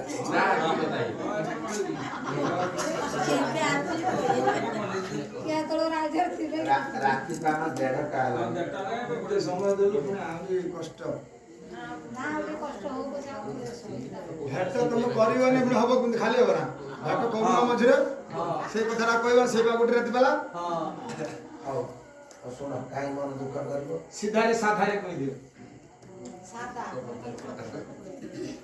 କୃପଣସ୍ୟ ବିତ୍ତ ସୁରାସୁରବର ଶସ୍ତ୍ର ଦୁର୍ଜଟି ଶାର୍ଦୁଳ ନଖ ବଳିଷ୍ଠ ମରଣ କାଳେ ଚତ୍ୱାର ଭାଗ୍ୟବତୀ ଯଥା ନାରୀଣା କଚ ଯୁଗ୍ମସ ମା ଗୋଟେ ଗାଁର କୃପଣ ଲୋକ ମନେକର ଅଛି ଆମର ଆମ ପୁଅକୁ ଗୋଟେ ରୋଗ ହେଲା କିମ୍ବା ଆମ ପରିବାର ଲୋକ କେହି ଜଣେ ବଡ଼ ମେଡ଼ିକାଲରେ ପଡ଼ିଲେ ଆମର ଟଙ୍କା ଦରକାର ଆମେ ଆଜ୍ଞା ସମସ୍ତଙ୍କ ହାତ ବୁଲେଇ ଆଣିଲେ ପଇସା ନିଅଣ୍ଟ ହେଲେ ଶେଷରେ ସେ କୃପଣ ଲୋକ ଟଙ୍କା ନ ଖାଇ ନ ପିଇ ସଞ୍ଚିକି ରଖିଥିବ ତାରି ପାଖରେ ଯାଇକି ପହଞ୍ଚିବା ପହଞ୍ଚିକି ତା ଗୋଡ଼ ତଳେ ପଡ଼ିଯିବା ପଡ଼ିକି ମୁଣ୍ଡ ବାଡ଼େଇ କାନ୍ଦିବା କି ବାବୁ ମୋତେ କିଛି ପଇସା ଦିଅ 20,000 କି 50,000 ଟଙ୍କା ଦିଅ ମୁଁ ପଛରେ ମୂଲ୍ୟ ଲାଗିକି ସୁଝିଦେବି ନହେଲେ 10% ସୁଧ ନିଅ ତମ ଟଙ୍କା ମୁଁ ଦେଇଦେବି ମୋ ପୁଅର ଜୀବନଟା ବଞ୍ଚିଯାଉ ସାର୍ ସେ ପଇସା ଦବ ଦବ ଏଟା ବା କୃପଣ ମୁଣ୍ଡ ବାଡ଼େଇକି ଫଟେଇ ଦେଲେ ମଧ୍ୟ ଦବ ନାହିଁ ତା ଧନକୁ ମା କିଏ ଖାଇବ ତା ଯୋଉଦିନ ସେ କୃପଣ ଲୋକ ମରିବ ତା ପୁଅ ଝିଅ ବାଣ୍ଟି କୁଟିକି ଖାଇବେ ଆମେ 10-11 ଦିନ ଯିବା ବ୍ରାହ୍ମଣ ହିସାବରେ ଆମେ 100 ଟଙ୍କା ପାଇବୁ ଆପଣ ପଇସା ନ ପାଇଲେ ମଧ୍ୟ ତାରି ସେଇ ପଇସା ରଖିଥିବାର ଚାଉଳ ପନିପରିବା କିଣା ହେଇକି ତରକାରୀ ହେଇଥିବ ଆପଣ 20 ଟଙ୍କାର ଖାଦ୍ୟଟେ ଖାଇକି ଆସିବେ ଖାଇବେ କିନ୍ତୁ ଆଜ୍ଞା ବଞ୍ଚିଥିଲା ବେଳେ କୃପଣ ଲୋକ ତା ଧନକୁ ଦିଏ ନାହିଁ 1 ନମ୍ବର 2 ନମ୍ବର କୃପଣସ୍ୟ ବିତ୍ତ ସୁରାସୁରବର ଶସ୍ତ୍ର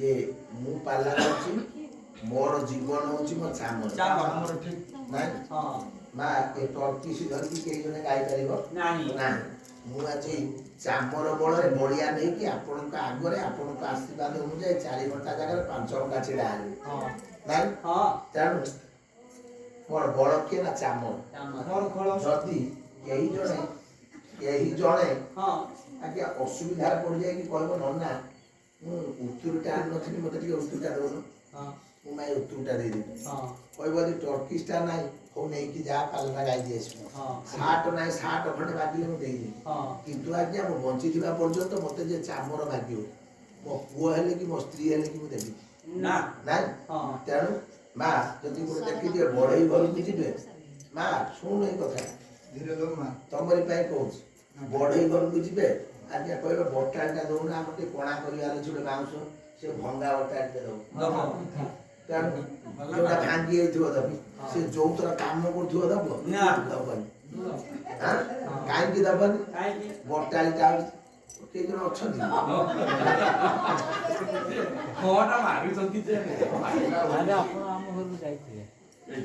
ओहो ऊंचा पीढ़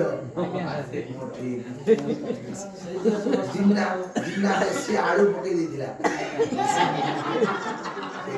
बढ़िया ए भगवान बालकेश्वर आपन बहुत खुशी आपन माटी ऊपर बहुत खुशी पुओ पाइना कोन करथि ऊंचा पीढ़ ଏଇ ପଟକୁ ଆପଣଙ୍କ ଦ୍ୱାର ମୁହଁ। ଆଜ୍ଞା ହଁ ଦେଲେ କୁନ୍ଥା ବଟାଳି ଧାନ ରଖିଲେ କାହିଁକି ଏ କଥା ମା କହିଲେ ନା ସେଇ ପଟାଳିକି ନେଇକି ପାଞ୍ଚ ଘର ବୁଲିକି ତାଙ୍କ ଘରର ଗୁଜୁରାଣ ମେଣ୍ଟଉଛନ୍ତି। ସିଏ ଜାଣିଛନ୍ତି ମୁଁ କୋଉ ଭଳିଆ ହାତୁଡ଼ି ମାଡ଼ଟା ଦେଲେ ମୋ ନିଆଁଟା ଠିକ୍ କାଟିବ। ଆମେ ଜାଣିଛନ୍ତି ଆମେ ଆଜ୍ଞା ରଖିଦବା ମାଗଣା ଜିନିଷ ଜୋର କରି ବାଡ଼େଇଦବା ଧାର କଟିଯିବ। ସେଇଥିପାଇଁ ସିଏ କଣ କରନ୍ତି ନା ତୁ ଯେତେବେଳେ ଗାଁ ଲୋକ ମାଗିଛୁ ଯଦି ସେ ମନା କରିଦେବେ କହିବେ ଏଟା ନିକୁଞ୍ଚିଆଟା। ସେଇଥିପାଇଁ ସେ ଯୋଉଟା କୁନ୍ଥା ଥିବ ସେଇଟା ଦେଇଦେବେ। ମୋ ଦାଦି ଦିନ ମୋ ଶାବଳ ନେଲା ସେ କି ଏମିତି ଭାବରେ ପକେଇଦେଲା ତଳ ଗୋଟେ ପଥର ଦେଲା ଅଗ ଭାଙ୍ଗିକି ଆଉ ସେ ପଚାରିକି ଦେଲାନି ଆସିବ ମୁଁ ସେଇଠି ଆଉ ଦେବି ତାକୁ ଆଉ ଜଣେ ଶାବୁଳ ନେଇଥିଲା ତା ବେଣ୍ଟକୁ କାଢି ଦେଇଦେଲା। ବ୍ୟାଟ ସବୁ ଶାବଳ ଦେଖିଲ ଏମିତି ଆରମ୍ଭ ହେଇଗଲା ଯିବା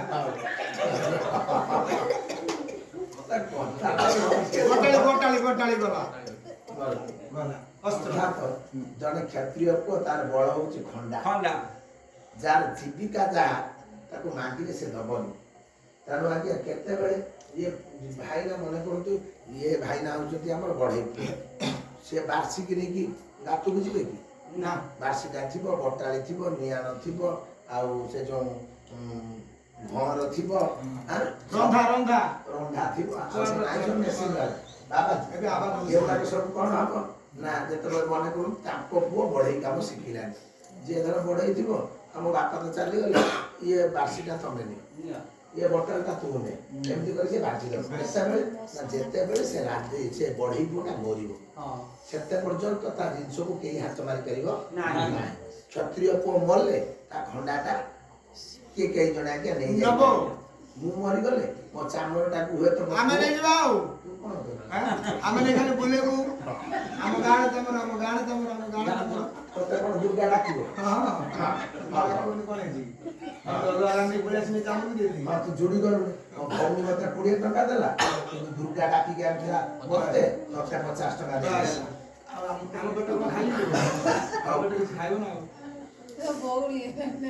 ଉପସ୍ଥିତ ଆମର ସଚେତନ ଆମ ସାହିତ୍ୟିକ ଦିଟା କଥା ଯାଇଛି ତ। ତୃତୀୟ ସୁରାସୁରର ଶସ୍ତ୍ର ଧୂର୍ଜଟି ଶାର୍ଦୁଳ ସବୁ କଥା ଭୁଲିଯାଅ ଏଇ କଥା ମନେ ରଖିବ। ସବୁ କଥା ଭୁଲ ଏଇ କଥା ଜୀବନ ଦରକାର ଏକୁ ହିଁ ଆଗ କରିବ। ନା ତୁ ପାଠ ପଢୁଛୁ ନା ଛାଡ଼ିଦେଲୁ ପଢୁଛୁ ଆଜି ତୁ ବହି ପଢିବୁନି ନନା କଥା ମାନିବୁ ଫାଷ୍ଟ କ୍ଲାସ ରହିବୁ। ବହି ଖୋଲିବୁନି ପରୀକ୍ଷାର ଫାଷ୍ଟ କ୍ଲାସ। ବହିକୁ ମତେ ଦେଇ କାଲି ବୁଝିବୁ এটা 100% ଗ୍ୟାରେଣ୍ଟି। ପୁଣି ପୁଅ ତମେ ପଢୁଛ କଷ୍ଟ କରିକି ଲେଖୁଥିବ ସାରଙ୍କର ମାଡ଼ ଖାଉଥିବ ଏଇ କଥାକୁ ଶୁଣ ଏତେ ବହି ଖୋଲିବାନି ଧରିବାନି ସବୁ କଲମ ମତେ ଦେଇ କାଲି କହିବି ଶୁଣ କହିବି ଚୁପ ପାଠ ପଢିବୁ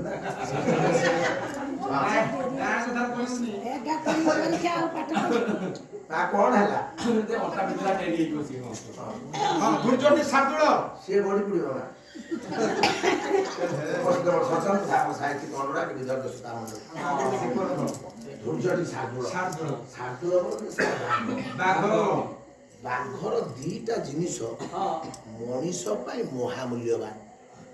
ଗୋଟେ ହଉଛି ନଖ ଆଉ ଗୋଟେ ହଉଛି ନିଶ। ବାଘର ନଖ ଆପଣ ଆଣିବେ ଆଣିକି ତା ଦେହରେ କୌଣସି ଲୁହା କଣ୍ଟାରେ ଗାତ କରିବେ ନାହିଁ। କାଚରେ ରନ୍ଧ୍ର କରିକି ପୁରୁଷ ମାନେ ଡାହାଣ ହାତର ମଝି ଆଙ୍ଗୁଳି ପିନ୍ଧିବେ ନାରୀ ମାନେ ବାମ ହାତର ମଝି ଆଙ୍ଗୁଳି ପିନ୍ଧିଲେ ମା କଣ ହବ ଯଦି ଗୋଟେ ପିଲାଙ୍କର ପାଠ ନ ହଉଛି ତାର ସ୍ମରଣ ଶକ୍ତି ବହୁତ ହବ ସେ ଭଲ ପାଠ ପଢିବ। ଯଦି ବାଲି ମକଦ୍ଦମା କୋଉଠି ହେଇଛି ଆପଣ ଜିତିବେ। ଯଦି ବାଘ ନଖ ଅଛି ଆପଣ ହିଁ ଜିତିବେ। ବାଘ ନଖ ଥିଲେ ସଭା ସମିତିରେ ଆପଣ ଯଦି ବାଘ ନଖ ପିନ୍ଧୁଛନ୍ତି ଆପଣଙ୍କୁ ବେଶୀ ସମ୍ମାନ ମିଳିବ। ତେଣୁ ଏ ବାଘର ନଖଟା ହଉଛି ମହାନ ମୂଲ୍ୟବାନ। ଆଉ ନିଶ କଣ ଲାଗିବ କାମ ନିଶ ମା ଏ ଯଦି ପୁରୁଷ ଲୋକ ବାମ ହାତରେ ବାନ୍ଧେ ସେ ନିଜକୁ ଦୁର୍ବଳ ମନେ କରିବନି। ସବୁବେଳେ ତା ଦେହଟା ସତେଜ ରହିବ ସୁସ୍ଥ ସବଳ ରହିବ ରୋଗ ହବନି। ସ୍ତ୍ରୀ ଲୋକମାନେ ତେଣୁ ଆଜ୍ଞା ହାଣ୍ଡିଟେ ଟେକି ପାରୁନି ନିଶଟେ ବାନ୍ଧିକି ଦେଖ ଇଏ ଧାନ ଉଷୁନା ହାଣ୍ଡିକି ମଧ୍ୟ ଟେକି ଦେବ। କାରଣ ମହାବଳ ବାଘର ଯେମିତି ବଳ ତା ନିଶର ଯାହା ପୁରାଣ କଥା ସଂସ୍କୃତ ସାହିତ୍ୟ। ତାହେଲେ ଦାଦା ସାର୍ ଭଲ କଥାଟେ କହିଛି। ମୋର ତ ଜାଣିଛୁ ଯୋଉ 2 ବର୍ଷ ହେଲା ନାଗିଛି ଯୋଉ ଜମି କିଣିଥିଲି ଭାଇ ଚାଲି ପାରୁନି ହେଲା। ଇଏ ବୁଦ୍ଧିଟା ଆମେ ଜାଣିଲେ ଆଜି ଆମେ ଯିବା ବର୍ତ୍ତମାନ ବାଘର ନିଶ ନଖ ଆଣିବା।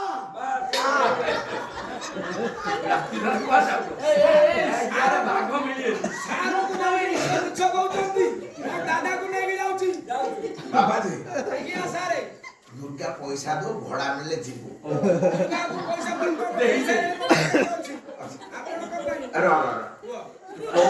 କୋଉଠିକି ଯାଉଛୁ? ଚିଡ଼ିଆଖାନା ଯିବି। କୋଉ ଚିଡ଼ିଆଖାନା? ଏଇ ବା କୁପାରୀ ବସ ବର୍ତ୍ତମାନ ଛାଡ଼ିବ ଭୁବନେଶ୍ୱର ଯିବି ସେ ନନ୍ଦନକାନନକୁ। ନନ୍ଦନକାନନରେ ବାଘ ଅଛି। ପ୍ରବଳ ବାଘ ତମେ ଦେଖିଥିବ ମୁଁ ଯେତେ ଦେଖିଛି। ନନ୍ଦନକାନନରେ ଥିବା ବାଘ ପାଖରୁ କଣ ଆଣିବୁ? ନିଶ ନଖ ରେ କୋଉ ବାଘର ଆଣିବୁ? ମରିଥିବେ ନା କେହି ଗୋଟେ ବଞ୍ଚିଲା ବାଘ ସବୁ ଆଣିବା। ମରିଥିବେ ଆଣିବା।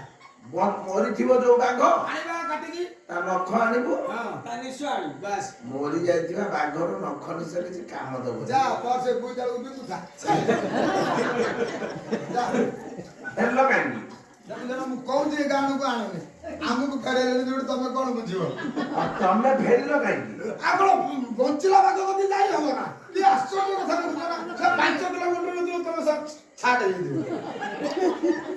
ବାଘ ବଞ୍ଚିଥିବ ନଖ ଆଣିବ ନିଶ ଆଣିବ। ନଥିଂ ପାଠ ଭଲ ହବ ବଳ ଆସିବ। ଭୁଲିଯିବେ ନା କାଲି କେହି ବା ଆଣିପାରିବେ ନା ଅସମ୍ଭବ। ଯେମିତି ବାଘ ବଞ୍ଚିଥିଲା ବେଳେ ନଖ ନିଶ ଆଣି ହୁଏ ନା ନାହିଁ ସେମିତି ମୋ ମା ବଞ୍ଚିଥିବ ଆଜ୍ଞା ତାର ସେ ଅଙ୍ଗକୁ ଛୁଇଁ ପାରିବ ନାହିଁ। ଯଥା ନାରୀ ନାଂ କଚ ଯୋଗୁ ମତ୍ସ୍ୟ। ମା ମାନେ ଯୋଉ ଗଣ୍ଠିଟେ ପକେଇଛନ୍ତି କାଳ ରାହୁ ଗଣ୍ଠି। ମା ଦେହରେ 4ଟା ଗଣ୍ଠି ଅଛି। ଗୋଟେ ନାରୀ ଦେହରେ 4ଟା ଗଣ୍ଠି ଅଛି। ଏ ବ୍ରହ୍ମ ଗଣ୍ଠି ପଡି ଅଛି ନାରୀ ପୟ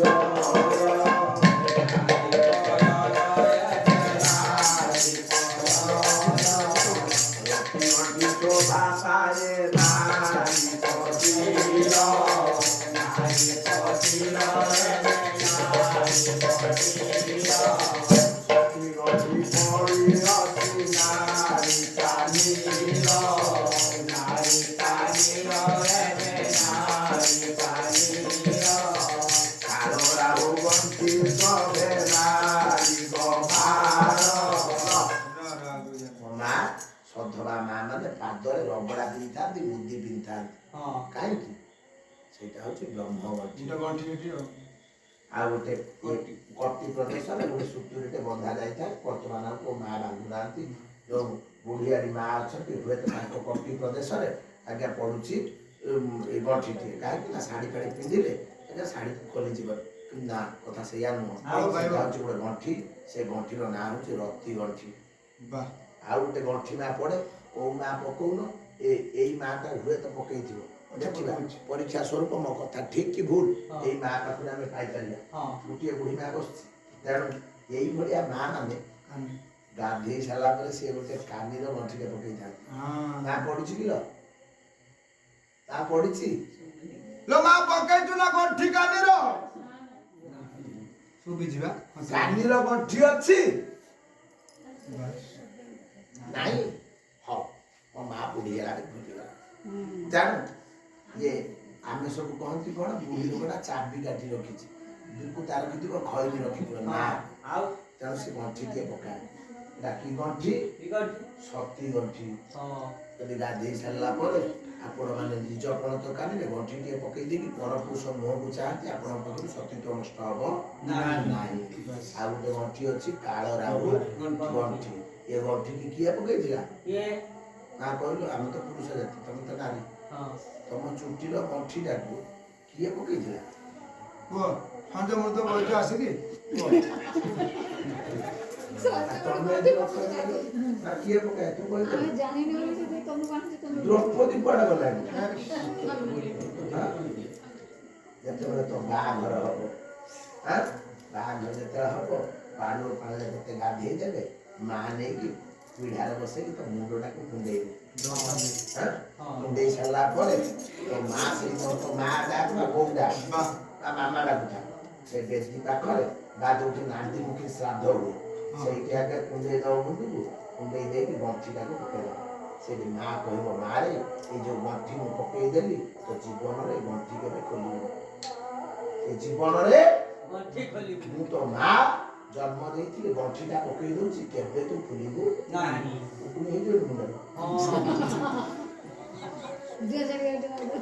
ମା ପୁସ୍ତକ ମାଇନା ଖୋଲି ଆଣ ଏ ମା ବିଶ୍ୱ କଥାଟା ଶିଖିଥ ତୋ ମା କହିଥିଲା ଗଣ୍ଠି ଖୋଲିବୁ ଉକୁଣି ହେଇଯିବ ମୁଣ୍ଡରେ ବୋଇଡ଼ା ହେଇଯିବ ସଫା କରିବା କେମିତି କରିବ ସେ ଗଣ୍ଠିକି ଖୋଲିବା ପୂର୍ବରୁ ଆଉ ଗୋଟେ ଛୋଟିଆ ଗଣ୍ଠିଟିଏ କୌଣସି ଜାଗାରେ ପକେଇଦବ ଗଣ୍ଠିଟିଏ ପକେଇଦବ ତାପରେ ଗଣ୍ଠିଟାକୁ ଖୋଲିବ ଏ ନିୟମରେ ବଶବର୍ତ୍ତୀ ହେଲେ ଅହିଷୁ ଲକ୍ଷଣୀ ସମ୍ପନ୍ନ ମୋ ମା କିଛି ନିୟମକୁ ମାନିବା ଜୀବନଚର୍ଯ୍ୟାକୁ ମାନିବାକୁ ପଡ଼ିବ ଏ ମା ଗଣ୍ଠି ପକେଇଥିଲା ସେଟା ହଉଛି କାଳ ରାହୁ ଗଣ୍ଠି ସେଇ କାଳ ରାହୁ ଗଣ୍ଠି କି ସ୍ୱାମୀ କେବେ ଛୁଇଁ ନ ପାରିବ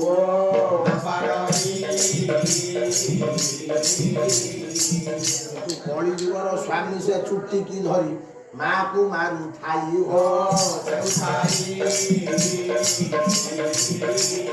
ସେଥିପାଇଁ ପୁରୁଷ ଜାତି ଅପାଳିତ ହୋଇବ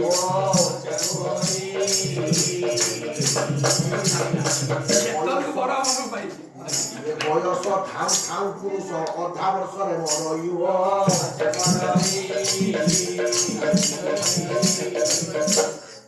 କାହିଁକିନା ଚୁଟିଟାକୁ ଧରିଲେ ନା ମୋ ମା ଆଉ ହଲି ପାରିବନି ଯେତେ ତା ଗଳି ବଡ଼ ହାତ ଥାଉ ବା ଯା ଥାଉ ତାପରେ ମାଡ଼ ଆରମ୍ଭ ଆଉ ଶୁଣିଏନି ଏ କାଳ ରାହୁ ଗଣ୍ଠିକି ସିଏ କିନ୍ତୁ ଛୁଏଁନି ଛୁଏଁ କେତେବେଳେ ଛୁଇଁବ କେତେବେଳେ ଛୁଇଁବ ଆଉ ମୁଁ କହିପାରିନି ଭୁଲିଗଲି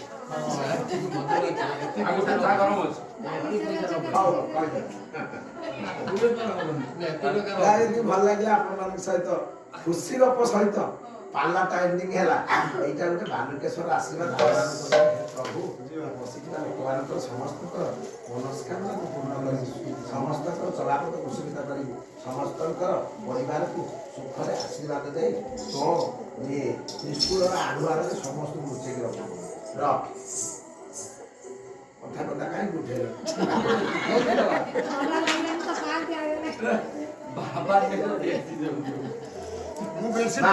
କେତେବେଳେ ସ୍ୱାମୀ ସେ ଗଣ୍ଠିକି ଖୋଲେ ଦେଖିବେ ଅୟମଣ୍ଡଳରେ ମୋ ମାଟି ମରେ ମଲା ପରେ ଗୋଟେ ବେଲାଟାକୁ ବଜେଇକି ସେ ଡେଡ୍ ବଡି ଆଗରେ କିଏ ଚାଲିବ ସ୍ୱାମୀ ଚାଲିବ ଜାଣେ ନା ଯଦି ମିଛ କହୁଥାଏ ମତେ କହିବ ମୁଁ ଜାଣୁ ତେଣୁ କହିବି ବେଲା ବଜେଇକି ଯିବ କେତେ ପଡ଼ା ଯିବ ମଶାଣି ଭୁଇଁ ପର୍ଯ୍ୟନ୍ତ ମଶାଣି ଭୁଇଁର କୁକେଇଟା ଫିଙ୍ଗି ଦିଆଯିବ ଯୋଉ ବିଛଣା ଥିବ ସେ ବିଛଣା ସହିତ ମୋ ମାର ଡେଡ୍ ବଡିଟାକୁ ଉଠେଇ ସେଠି ବସିଲା ପରେ ତା ଦେହରେ ତେଲ ହଳଦୀ ଲଗେଇଦବ ଗାଧେଇବ କିଏ ଗାଧେଇଦବ ସ୍ୱାମୀ ଗାଧେଇଦବ ମୁଣ୍ଡରେ ଆଜ୍ଞା ଇଏ କରୁନାହାନ୍ତି ବାରିକ କୁହନ୍ତି ବାରିକ କରିଦିଏ ସ୍ୱାମୀ କରିବ ସିନ୍ଦୁର ଶଙ୍ଖା ଶାଢୀ ସବୁ ପିନ୍ଧେଇବ ସିନ୍ଦୁର ଦବ ଶାଢୀ ପିନ୍ଧେଇବ ଶଙ୍ଖା ପିନ୍ଧେଇବ ସବୁ କରିବ ସ୍ୱାମୀ ଟିକେ ବ୍ରାହ୍ମଣ ଘର ହେଲେ ବହୁତ କାମ ସେଠି ବଢିଯିବ ମାନେ ଖଣ୍ଡାୟତ ଘର ଟିକେ ସଂକ୍ଷେପରେ ସାରି ଦିଅନ୍ତି ଯଦି ବ୍ରାହ୍ମଣ ଘର ନା ହେଲା ଡେଡ୍ ବଡି ବୁଡିବା ପାଇଁ ସେଠି 3 ଘଣ୍ଟା କାମ ହବ ତେଣୁ ସେଠି ସବୁ ପିନ୍ଧେଇ ପାନ୍ଧେଇ ସାରିଲା ପରେ ଡେଡ୍ ବଡି ଜୀବନି ହଉଛି ଜୁଇକି କଣ କରିବ ନା ସ୍ୱାମୀ ସେଇଠି ତା ଗଭାର ଗଣ୍ଠିଟାକୁ ଖୋଲିବ ନାରୀ ଗଭାର ଗଣ୍ଠିକି ନେଇକି ଜୁଇକି ଯାଇପାରିବ ଯଦି ଭୁଲ ବଶତଃ ଗଣ୍ଠି ପଡିଥିବା ନାରୀକି ଆଜ୍ଞା ଜୁଇକି ଚଢେଇ ଦେଇଛନ୍ତି ସେ ଗାଁର ଲୋକମାନେ ଶାନ୍ତିରେ ରହିପାରିବେନି ସେ କାଳ ଦୃଷ୍ଟି ପ୍ରେତ ଦୃଷ୍ଟି ସବୁବେଳେ ସେଇ ମାଟି ଉପରେ ରହିବ ତେଣୁ ଯଦି 100ଟା ପୁରୁଷ ପ୍ରେତ ଯାହା ନ କରିପାରେ ଗୋଟେ ସ୍ତ୍ରୀ ପ୍ରେତ ସେତିକି କରିଦେଇପାରେ ତେଣୁ ଆଉ ଏଇଠି ଗୋଟେ କଥା ଅଛି କାଳପୁର ଅର୍ଜି ପାଟଣାର କଥା ମୋ ଅଙ୍ଗେ ଲିଭେଇଥିବା କଥା ମୁଁ ଜାଣିଛି ଯାହା ହଉ ସେଠିକି ଯାଉଛି କିରି ତେଣୁ ସେ ଡାଳଟା ଗଣ୍ଠିଟା ଖୋଲିବ ଖୋଲି ସାରିଲା ପରେ ଆଜ୍ଞା ତାପରେ ମାଆକୁ ସେ ଶବଟାକୁ ତାଙ୍କ ଜୁଇ ଉପରେ ଛାଡ଼ି ଦିଆଯିବ ନାଇଁ ଦାହ କରିସାରିଲା ପରେ ସମସ୍ତେ ପଳେଇ ଆସିବେ ହଉ ଧୀରେ ଧୀରେ ଶୁଣୁଥିଲେ ମୋ ନ୍ୟାୟ ଦରବାର